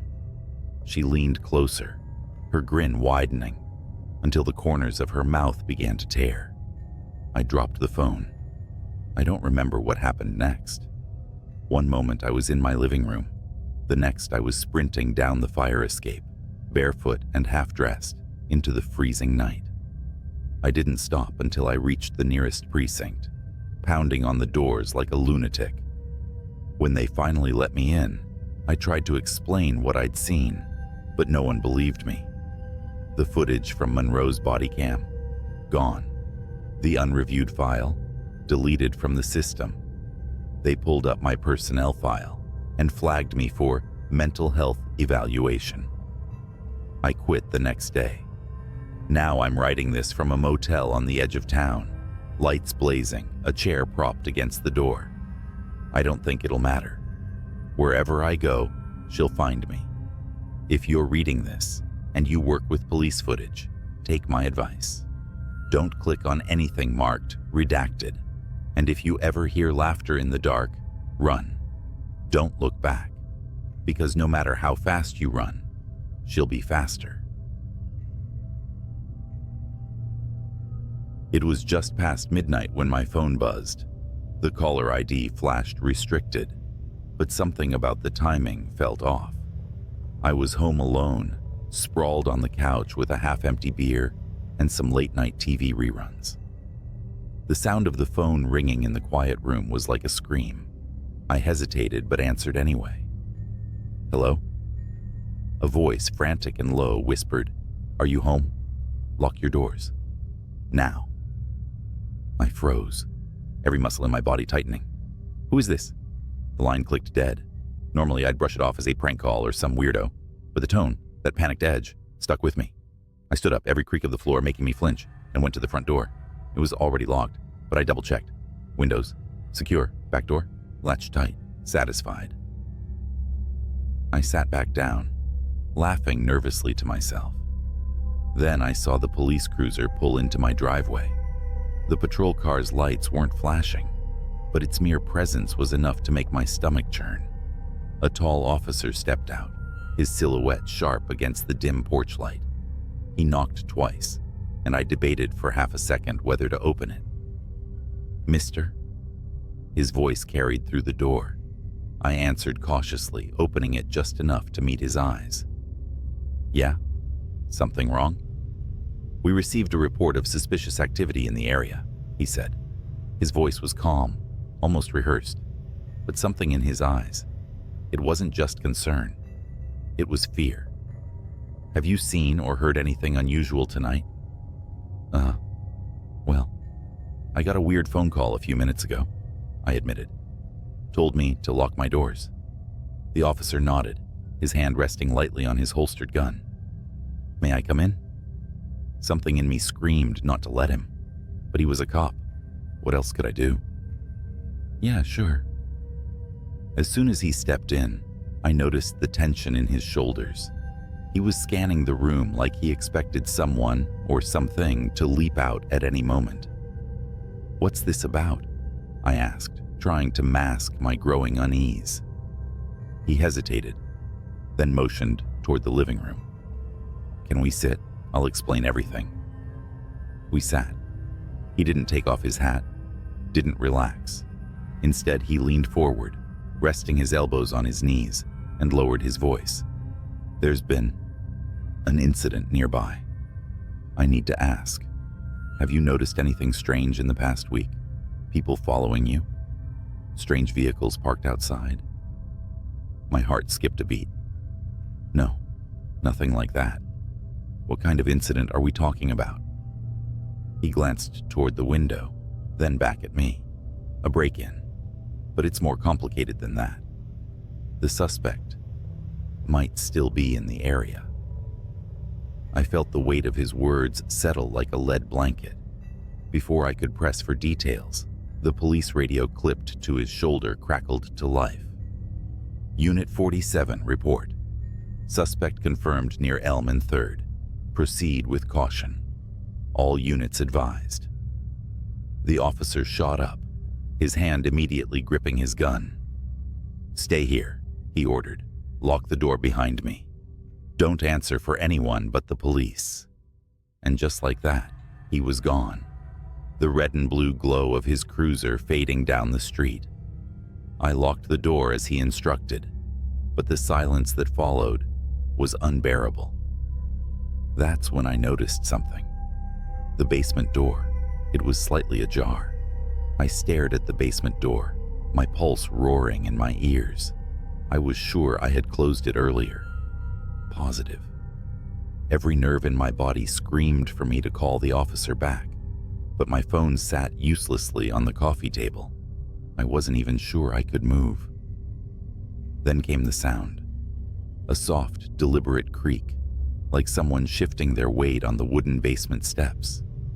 I backed away instinctively, eyes locked on the gap where the door hung slightly open. The living room suddenly felt suffocating. Every shadow stretched longer, every sound amplified. I grabbed the nearest thing resembling a weapon, a heavy floor lamp, and inched closer to the door. "Hello?" My voice barely broke a whisper. Idiotic. As if I wanted a reply. The silence was deafening. Then came a slow, scraping noise, like metal dragging against the wall.